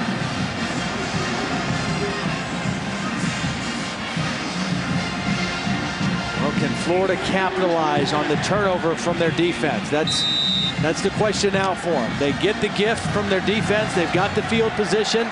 They've been the best team in the SEC when they get in the red zone. 26 opportunities, 21 touchdowns coming into the game tonight. They need a touchdown here. That's a remarkable number as well. Tebow, after the play fake, will keep it. And again, the center of that Auburn defense has been stout all night long, Todd. There's been no inside running room for Florida. And the most experienced of the Florida offensive linemen are their center and left guard. Jim Tart, the guard, Drew Miller, the center. That's their most experienced guys up front. But they have not been able to get much of a push on the inside tackles of Auburn. Blanc and Evans combined on that last stop. 8 of his 11 runs tonight have been less than 3 yards for Tim Tebow.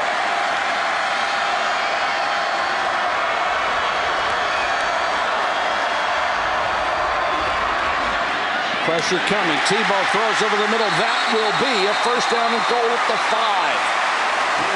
Good throw by Tebow, and the little guy, Percy Harvin, found himself open at the 5. If you have joined us late, Auburn has led from the get-go, trying to knock off number 4 Florida on a weekend where they have just fallen like raindrops.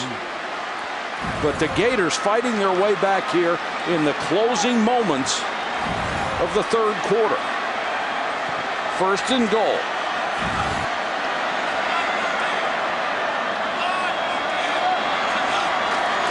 Tebow stood him up and knocked him down as he reached the 4, gain of a yard.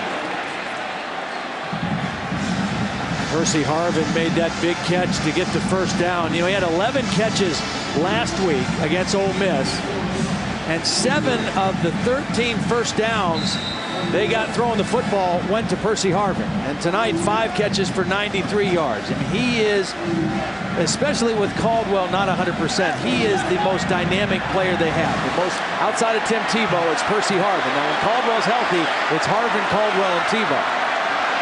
5 wideouts in an empty backfield for Tebow. Here comes Moore back with him, and then he goes out in the flat. Tebow throws too hard and too low for Harvin, or excuse me, for Ingram. A flag comes in late, and it was Gerard Powers with the coverage. Now, this one looks a little iffy. I mean, it's a big receiver Gerard Powers is going against. The ball will be placed at the 2-yard line. First and goal. I'm not sure if this ball could have been caught by Ingram. It was low and hard. Here goes Ingram into the end zone. Tough call against Gerard Powers. There was contact early. I don't know if there was a human being on earth that could have caught that ball. That thing had some starch on it. First and goal at the 2. New set of downs. Tebow to try it again. Got ever so close and then pushed back inside the 1. Urban Meyer checking the clock. Will they get off another play, or are they just going to let it run down? Trey Blackman in on that tackle. He's a guy that is a difference maker for them defensively. Number 10 hasn't been able to play the whole game, just back from an ankle injury that he injured in the South Florida game. But when he's in the game, he makes a difference. Didn't get in again. It's low it dead inside the 1. It's up front. It's those tackles are holding their ground. They're not getting them pushed out of there. No, that Florida line hadn't been able to move those guys. They haven't.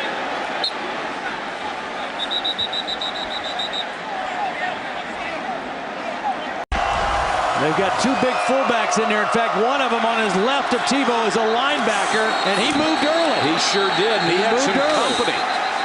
Looked like 2 guys on the line moved, as well as the linebacker, Jamal Devereaux. So instead of 3rd and goal from 2 feet away, they'll back him up 5 yards. That's huge. Urban Meyer talked about the penalties last week. 14 for 127 yards. False start. 63 on offense. Penalty 5 yards. Down remains 3rd. And that was 63. Jim Tart, one of their leaders up front, who moved early. And it's not just the yards of the penalties. Penalties last week cost them big plays. And they're mental mistakes. This is at home. You shouldn't have a false start. That's unacceptable on the 1-yard line to have a false start by one of your leaders on the offensive line. Can't happen. 3rd and goal, huge play here. The spread is 2 touchdowns. Tebow under pressure, throws for the end zone, touchdown Ingram. Cornelius Ingram, open and drilled by Tebow. Auburn took a chance to come after Tim Tebow and play straight man, thinking that they could get to Tebow before he could make the throw. The gamble did not work. And they were playing without Quentin Groves, their best pass rusher, who had to be assisted off the field after the last part of the goal line stand. There's Quentin. Looked like he had some kind of a right leg injury, either an ankle or a knee. And now he's up. Now they've got him a set of crutches. Here's Cornelius. He's just going to run an out route into the end zone. Single coverage, working against number 4, Zach Etheridge. They don't get to Tebow in time. He has a throwing lane, and he delivers a strike for the touchdown. It was a shotgun, so he's off the line. He moved a little bit towards the throw and gets it away before the pressure could get to it. And Holly has an update on Quentin Groves. Holly? Guys, it doesn't look good right now. He was in so much pain, they couldn't even unlace his shoe on his right foot. They had to cut it off. It is a right foot injury. They're taking him into the locker room immediately. Every time they would touch one of his outer toes on the top of his right foot, he would just freak out, guys. He is in a lot of pain. It does not look good right now for Quentin Groves. Boy, he's the leader on that defensive line, their best pass rusher, only 1 sack away from the school record.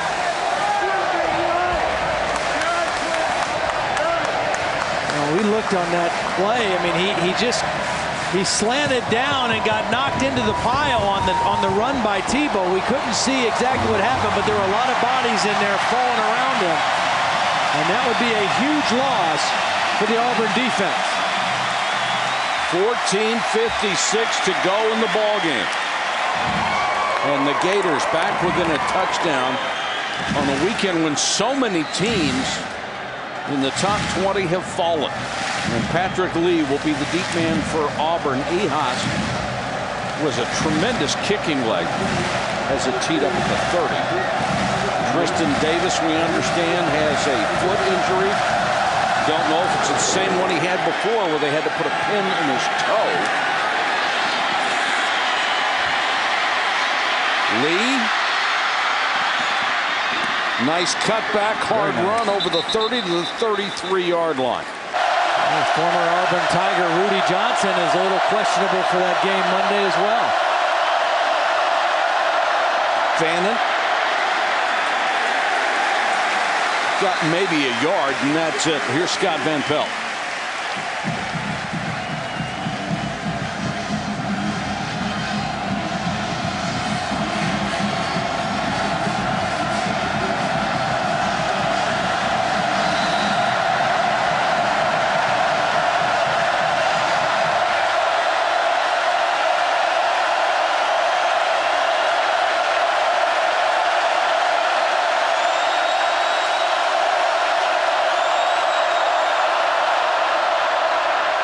Scott, it has been an amazing day. Here is Smith with another big catch on a perfect throw from Brandon Cox.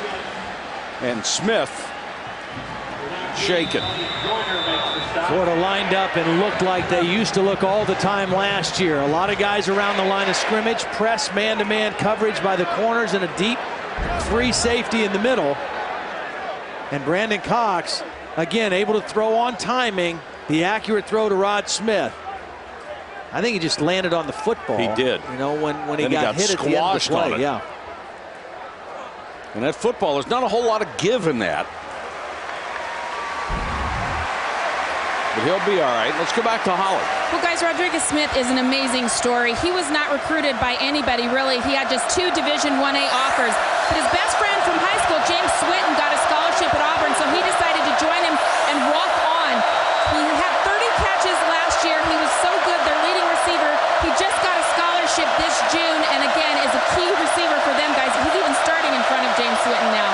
And Holly, he came into this game averaging 23 yards a catch. He's been huge tonight with 6 grabs. Fannin. And the Gators getting more aggressive on defense, Todd, as you mentioned, and that's made a big difference for them. Well, they've done a little bit better job here against the run, the last possession or so, and a little bit more pressure. I think their idea was, you know, the first half, we played a little too soft. We were giving too much room. We were letting Brandon Cox get in rhythm, and we've got to attack a little bit more. We got to come after him, and we got to get more guys around the line of scrimmage. If we have to play man, then we have to play more man. Charlie Strong can coach defense, can't he? Yes, he can. Cox another short set. Smith back in the ball game. Dives across midfield. He'd be about 3 yards shy of a first down. See, that's just such a smart play right there. A good call by Alvord, just a short slant. Probably not going to get the first down. You know that. But you get 8 or 9 on second down. Now you have a manageable third down play. You don't take a shot at a big play on 2nd and 15. You go ahead and take a short throw, give yourself a chance on third down. And taking a shot at the big plays is what had gotten him in trouble in previous games. That's right. Big third down here for momentum. Cox. Smith again.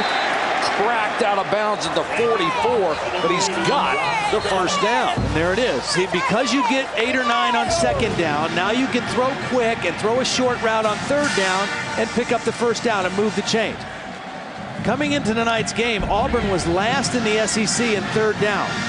Brandon Cox was 11 for 34 throwing the football on third down before tonight's game. And it's been a big turnaround. Their effectiveness on third down tonight has been a real turnaround from their first 4 ball games. Smith with 8 catches for 92 yards. He took another blast there and gets a breather. Koch wants to change the play as he saw a blitz coming. We only got 3 seconds left on the clock. Got the snap. Fannin trying to get outside. Good tackle by Cunningham. Here's Scott again.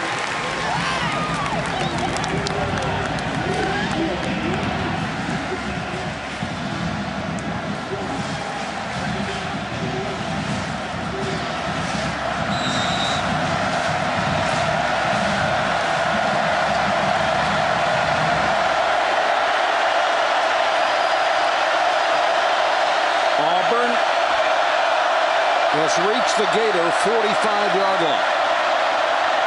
Koch wants a screen, gets a lot of pressure, throws it away. He got outside the tackle box. Well, and he threw it at the feet of the wide receiver, which you tell a quarterback to do. If you're running a screen and it's not there, throw it at his feet. Crowd doesn't like it, but it appeared to be the right call. And I think because the ball was thrown behind the line of scrimmage, as you do on a screen, the lineman downfield is not a penalty either. So 3rd and 11. The clock stops at the 11:37 mark.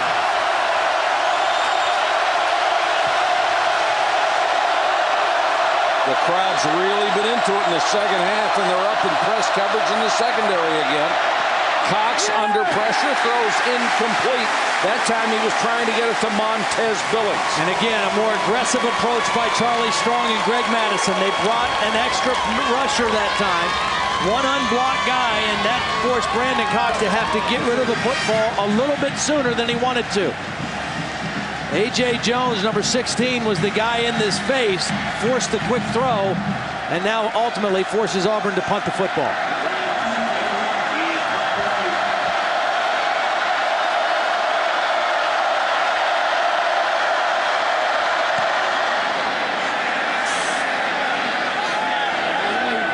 James says, let it go. There is a flag down. A little pushing and shoving after the play. Flag back around midfield after a punt of 36 yards. They mark it out of bounds at the 9. And let's see what the call is.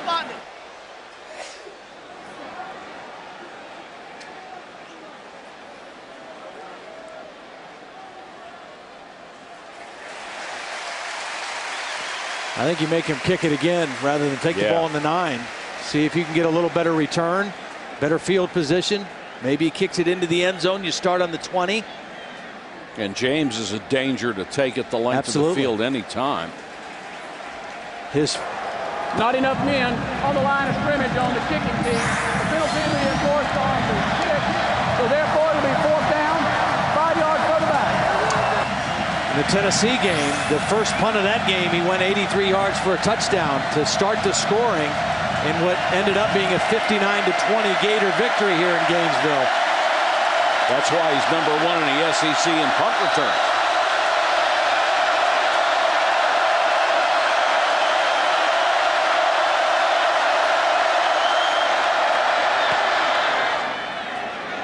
Beautiful kick. Signals fair catch and makes it at the 11, so they pick up a couple of yards on the penalty. But with 11:08 to go in the game, they're a long, long way away from tying this one up. He's number 22. We will unveil one player every Saturday until we get to January 1st and unveil the top 2 players in the history of college football. Florida took a timeout from the sideline. That was not called by Tim Tebow. It was called by Urban Meyer in the Florida sideline. First of their 3. Holly, why did we have that timeout? Well, guys, Riley Cooper, the wide receiver, just stalked off after kind of getting chewed out after that timeout. They've had some problems with their wide receiver personnel grouping. They called 2 timeouts in the first half to straighten it out. Another one there. They were worried it would be probably before the game, and guys, it has been. All right, Holly, thanks. Here's Tebow. Quarterback draw, and you might see a lot of this now. It might just be Tim Tebow saying, it's on my shoulders, guys. Let's go get them. Well, that's what he did last week. Yep. When they needed to win the football game. Now, they had a lead that evaporated last week in Oxford, and it was down to 3 points at one point. And Tim Tebow was very vocal, very animated on the sideline to Urban Meyer, and the coach is saying, let me run the football, let us win the football game. I'll win it. Well, he's probably got those same feelings right now. He wants the ball in his hands. 48 yards rushing. Very un-Tebow-like. He's got to credit that Auburn defense. Harvin taken down at the 24. That is a solid tackle by Gerard Powers, who takes down Harvin by the ankles.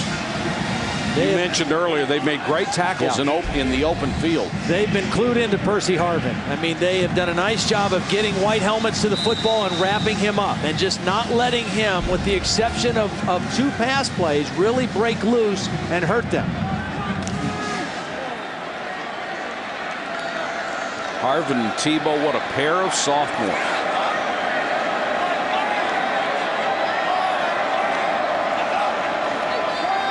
Tebow in the shotgun, wants a screen. Gets it out to James.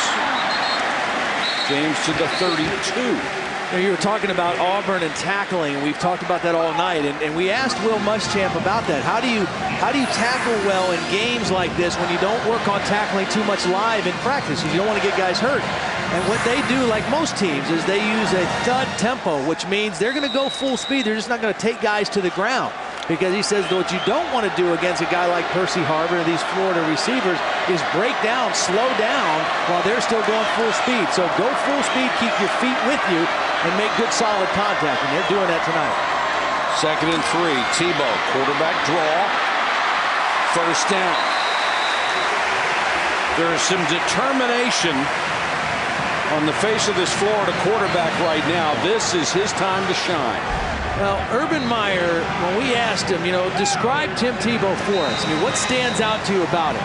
And he thought about it for a second, and he said, he's the ultimate warrior. I've never been around anybody like him. He is the ultimate warrior, and he refuses to lose at anything. And for a guy that young to have that kind of presence on this team is, to me, what makes him remarkable. And this is throwback stuff right here. This is the old single wing. Tebow throws out into the flat. That should be another 1st down. Lewis Murphy made that catch, and it will be out of bounds short. The thing about Tebow, again, is he's a sophomore. But ever since he first stepped foot on this campus, he's been looked at as a leader of this football team. He wasn't the starting quarterback last year. Chris Leak was. But Tim Tebow played an integral role and was a leader on that championship team last year as a true freshman. And this year, he is hands down, unquestionably, the leader of the football team. 2nd and a yard and a half.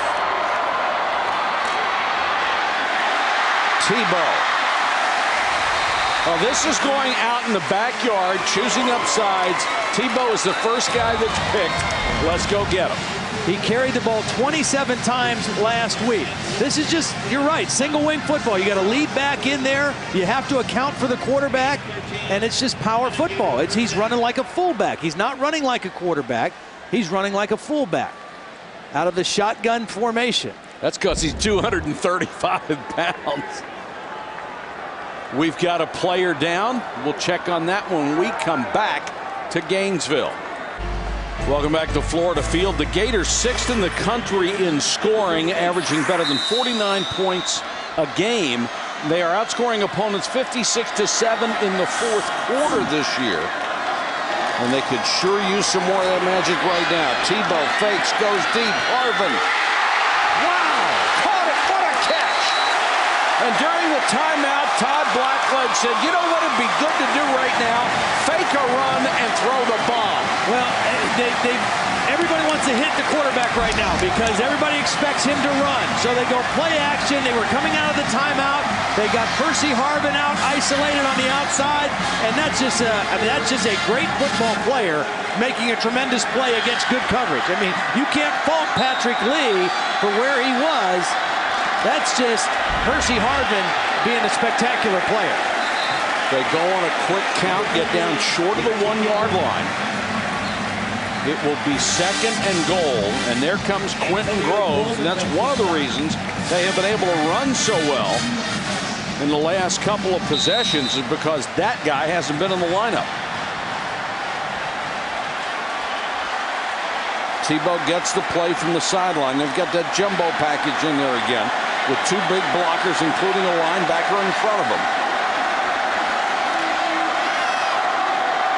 This is usually nothing fancy, just smash mouth. And Tebow takes off straight ahead. Touchdown.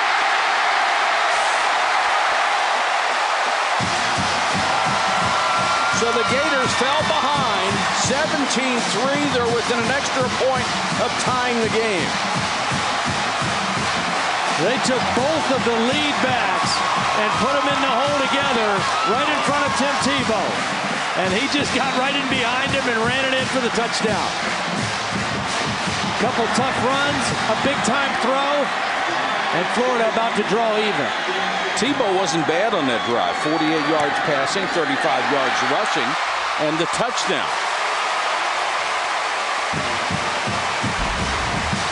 Well, they're going to go right through here and right through here, and Tim's going to follow right in there through the wedge, right behind him. Snap it to him, get in on the hip pocket, and split them right through for the touchdown. And then you see the passion and the energy and that desire to win that Tim Tebow brings to this football team. And he went right over to the defense and said, all right, you guys, it's your turn. You stop and give us the ball back. We'll win this game. His roommate is Tony Joyner, who is the captain of the defense, the heart and soul of the defense. It's an upset weekend in college football. Auburn trying to pull one off here at Florida Field against the 4th-ranked Gators. And there is Tebow talking to anybody within earshot about how the Gators are going to come back. Now he wants the crowd into it, too.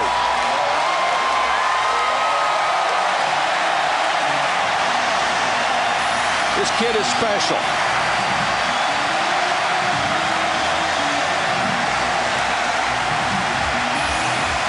There are so many really good, on the verge of being great, multi-purpose quarterbacks in college football now. It's an exciting time to watch. Well, what does Brandon Cox have in his tank? I mean, this is a situation for him as a senior, a guy who has started over 25 games in his career. A chance for him now to lead his team to a big win here, if he can. Patrick Lee from the 8. Taken down at the 20.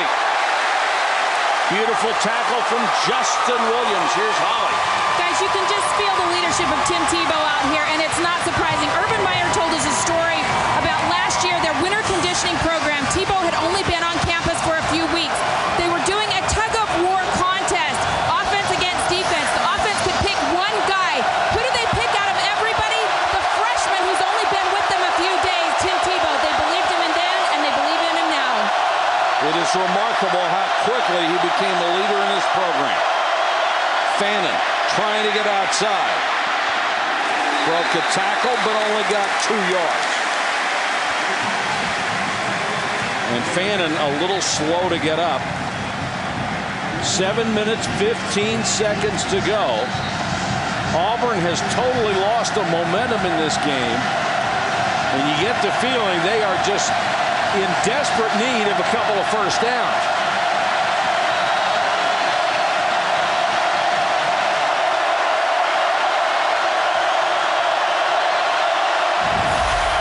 Stewart, the fullback for Fannin. Press coverage look by Florida. More aggressive here in this second half. Right up on the receivers. Fake the end around. Cox to Stewart, who was wide open. Second time they've gotten the fullback out of the backfield. This time, the fake of the reverse bought him a little more time because they played the reverse and not the pass. Watch the fake of the reverse. Buy Brandon Cox a little bit more time. And then he finds the fullback floating out of the backfield. Again, a true freshman free safety, Major Wright, got fooled by the action in the backfield. How's that for a play call? Well, you said it. They need a couple first downs, and they weren't going to probably get them the conventional way. Between the crowd and the new energy of the Florida team, they had to get something a little different way. Outside of that play, Joe Hayden appears to be the injured Gator, number 12. If they're in press coverage and they're playing more aggressively, how do you adjust as an offense to take advantage of that? Well, you got to protect your quarterback, first of all, if they're bringing more pressure. And then wide receivers have to get separation. If you're getting press coverage, now you have to change. And it's not running timing routes as much as it is being more physical, getting off the ball, getting separation, giving your quarterback a chance.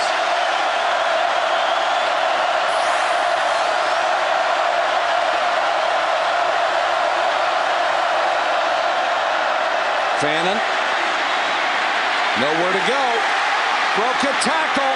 Well, what an effort. Yeah. Yes, he was. He's lucky because you can't dance against a good defense. And the more he was bouncing and dancing, the worse this play was getting. And fortunately for him and for the Auburn offense, he was able to get back to the line of scrimmage. But this almost was about a 2nd and 16, 2nd and 17, which would have been disastrous. He was looking at a team picture of the Florida defense. Everybody had a crack at him.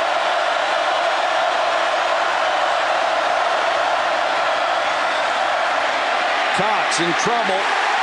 He won't get away. Derek Harvey again. He's been relatively quiet tonight since earlier in the ball game. Got free that time. Clock running, 5.5 minutes and counting. Well, they've made some big third downs tonight, but this is huge. Yeah. 3rd and 14.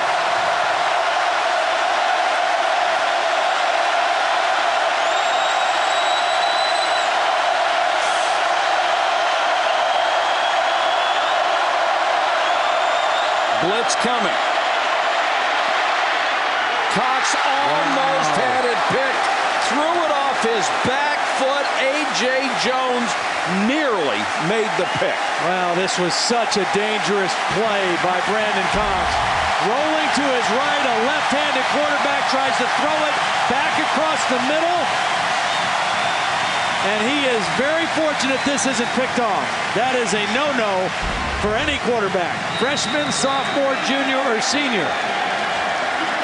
May have been more than 2 no's. That might be a no. The only guy who gets away with that is Brett Favre on occasion. Brandon Jones, or James, excuse me, is deep. Flag is down. They're going to say they interfered with his right to make a make the catch.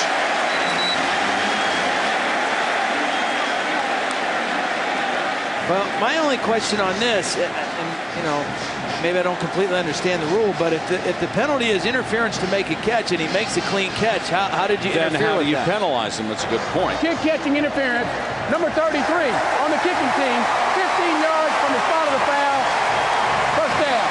I believe Tommy Tuberville is raising the same point, and he is really hot.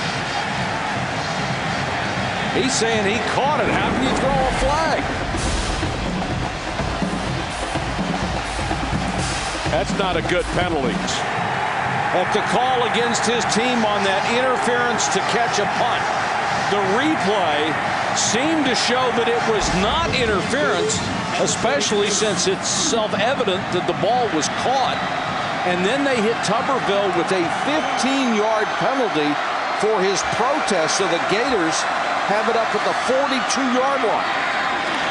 They throw to Harvin on a comeback screen, and Harvin grabbed apparently by the shoulder pads, spun around and taken down. A big-time play by the Auburn defense. Tommy Tuberville still hot. His defense trying to feed off of that right now. That's a big play on first down against an offense that has some momentum. You get him behind the chains right away on first down. Tuberville has been tremendous with Auburn against top 10 teams. Tebow now facing a 2nd and long. And looked like he was changing the play.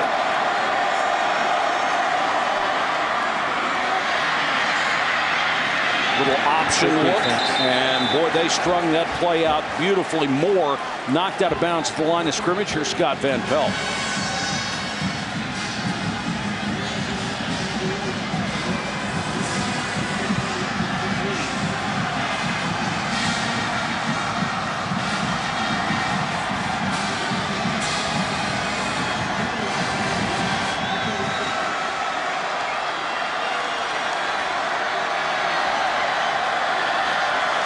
Very interesting. Everybody just trying to survive this weekend. 3rd and 16 for the Gators.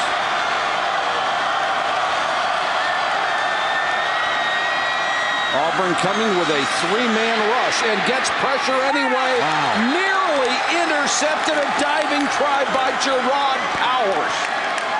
Almost made the pick, and the pressure came from tackle Pat Sims. What a stand by Auburn.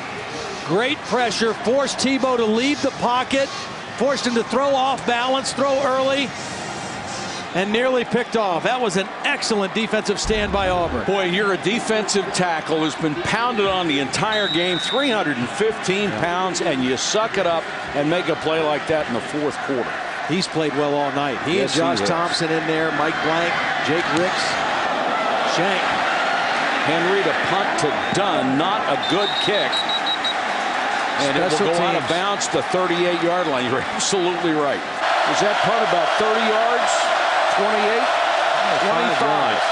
What a bad punt at a critical time in the football Yeah, game. horrible time to have a bad punt. Tate trying to get outside. Turns the corner for a yard and spun out of bounds hard by Spikes. I mean, They have tried to go wide. They can't do it anymore. Well, I don't think Ben Tate can do it on this defense anyway. Fannin has shown a little bit of an ability to get there, but at this point, I think it's kind of a waste of energy. And Davis is not an option. He apparently was hurt earlier in the game after one play. There's Fannin, who has played. Brad Lester won't be back until next week.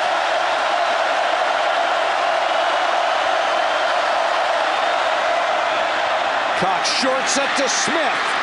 And Smith has a first down at midfield. Boy, has he turned in a big game. Well, they've hit this slant quite a bit. And when Florida shows 2 deep safeties, this is what they go to. 9 catches for 122 yards for Smith. They show the 2 safeties, so this is what they work. Quick throw right there in the slant, in between the corner and the safety. Brandon Cox, quick set, slip it right in there between the linebacker, the corner, and the safety, and Smith gets the first down. You saw Wes Byram heating up the leg. Got great distance, and Auburn will use a timeout, only their first, with 3 minutes and 8 seconds to go. They need about another 17 yards to give him a shot. How about the last 3 SEC games we've had? Not bad. Tate, couple of yards, belted, gang tackled. Ben Tate needs to be careful. I mean, you want to get as much as you can get, but you better make sure you protect that football, because if you get stood up by one defender, you better expect that some other guys are coming to rip at that football. So get what you can get, but not at the expense of being careless with the football, because right now, you don't want to do anything to take a chance of losing that ball. Byram has a 49-yarder to his credit. Florida's taking another timeout. They've got some confusion on their personnel as well. That will be their second.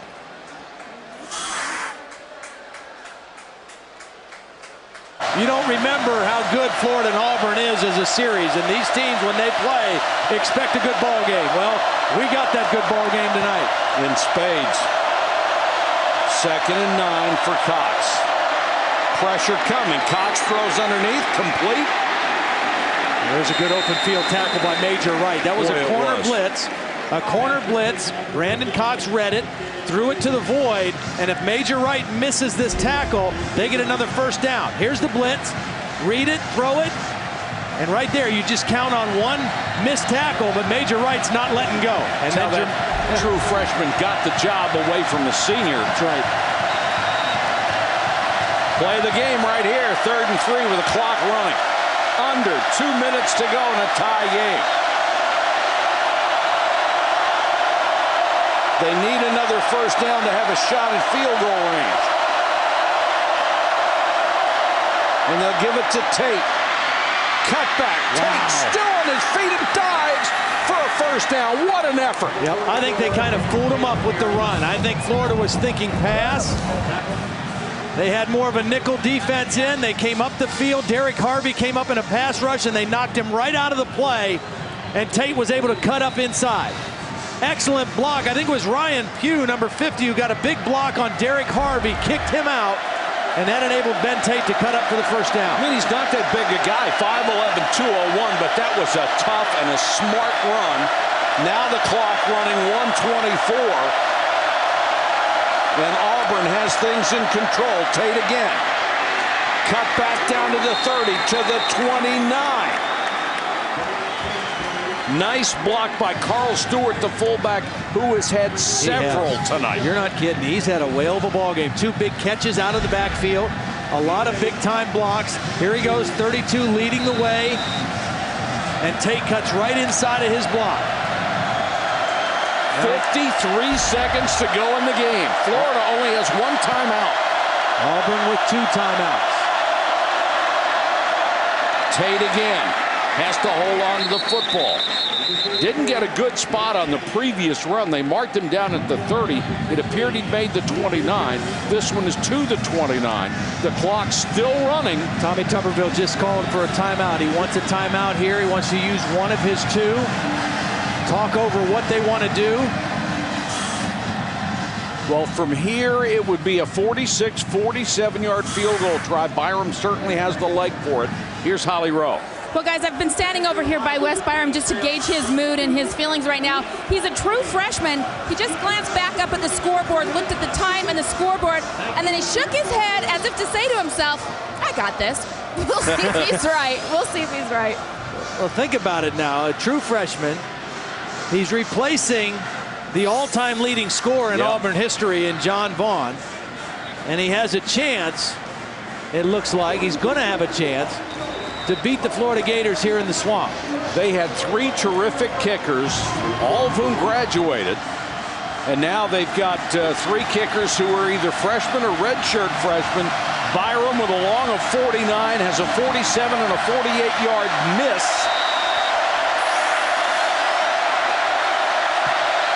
And all Urban Meyer can do right now is hope.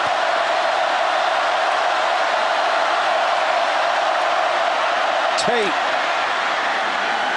very close to a first down. I tell you what, this Auburn offensive line, we've talked about them tonight. 3 true freshmen starting for the 2nd week in a row. Last week, they were kind of running around, not sure who to block. They've known who to block tonight. Haven't they ever? They have known who to block, and they have done it well. They will bring the chains in. You see the ball sitting on top of that yellow line, the computer-generated guide that we have come to rely on so much.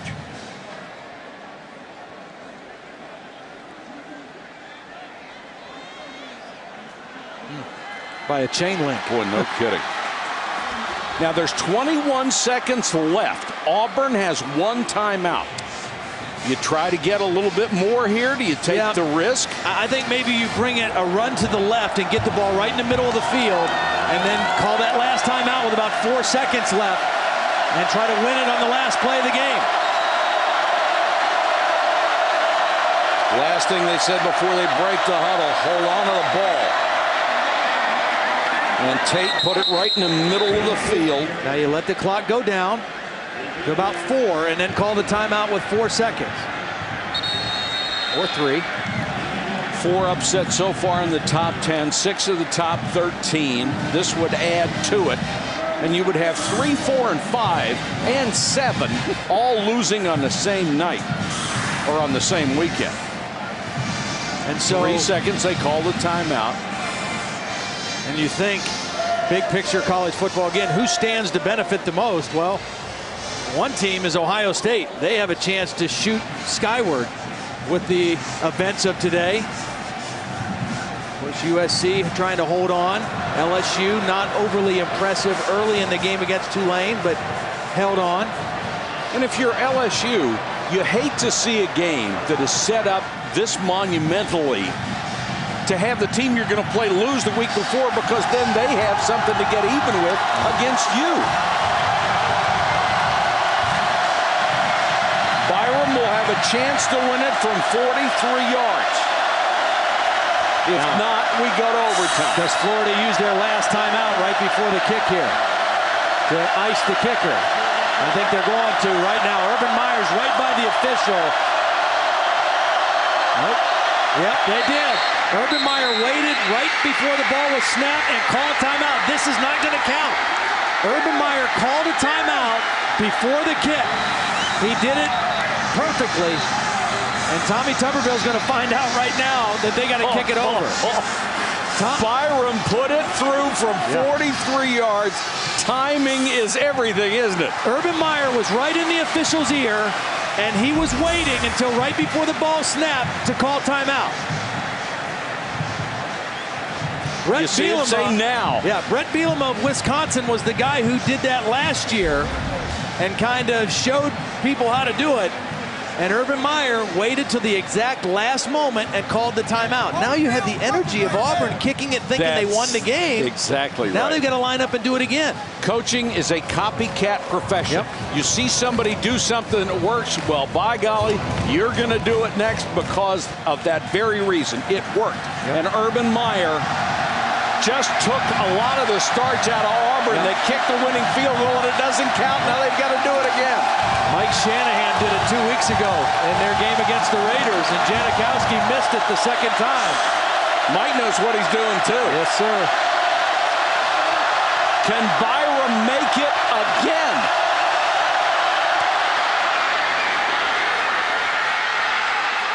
How cool is Wes Byram? He made the winning field goal twice.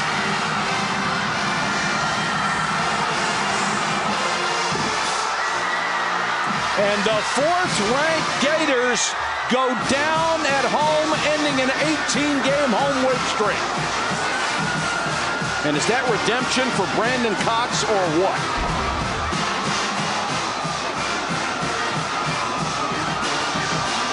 Boy, he had to get that ball up in a hurry, too, because Florida had some lift there for the block attempt.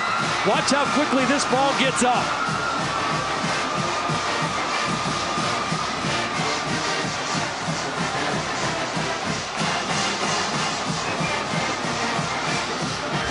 In your face with the Gator chomp as he leaves the field.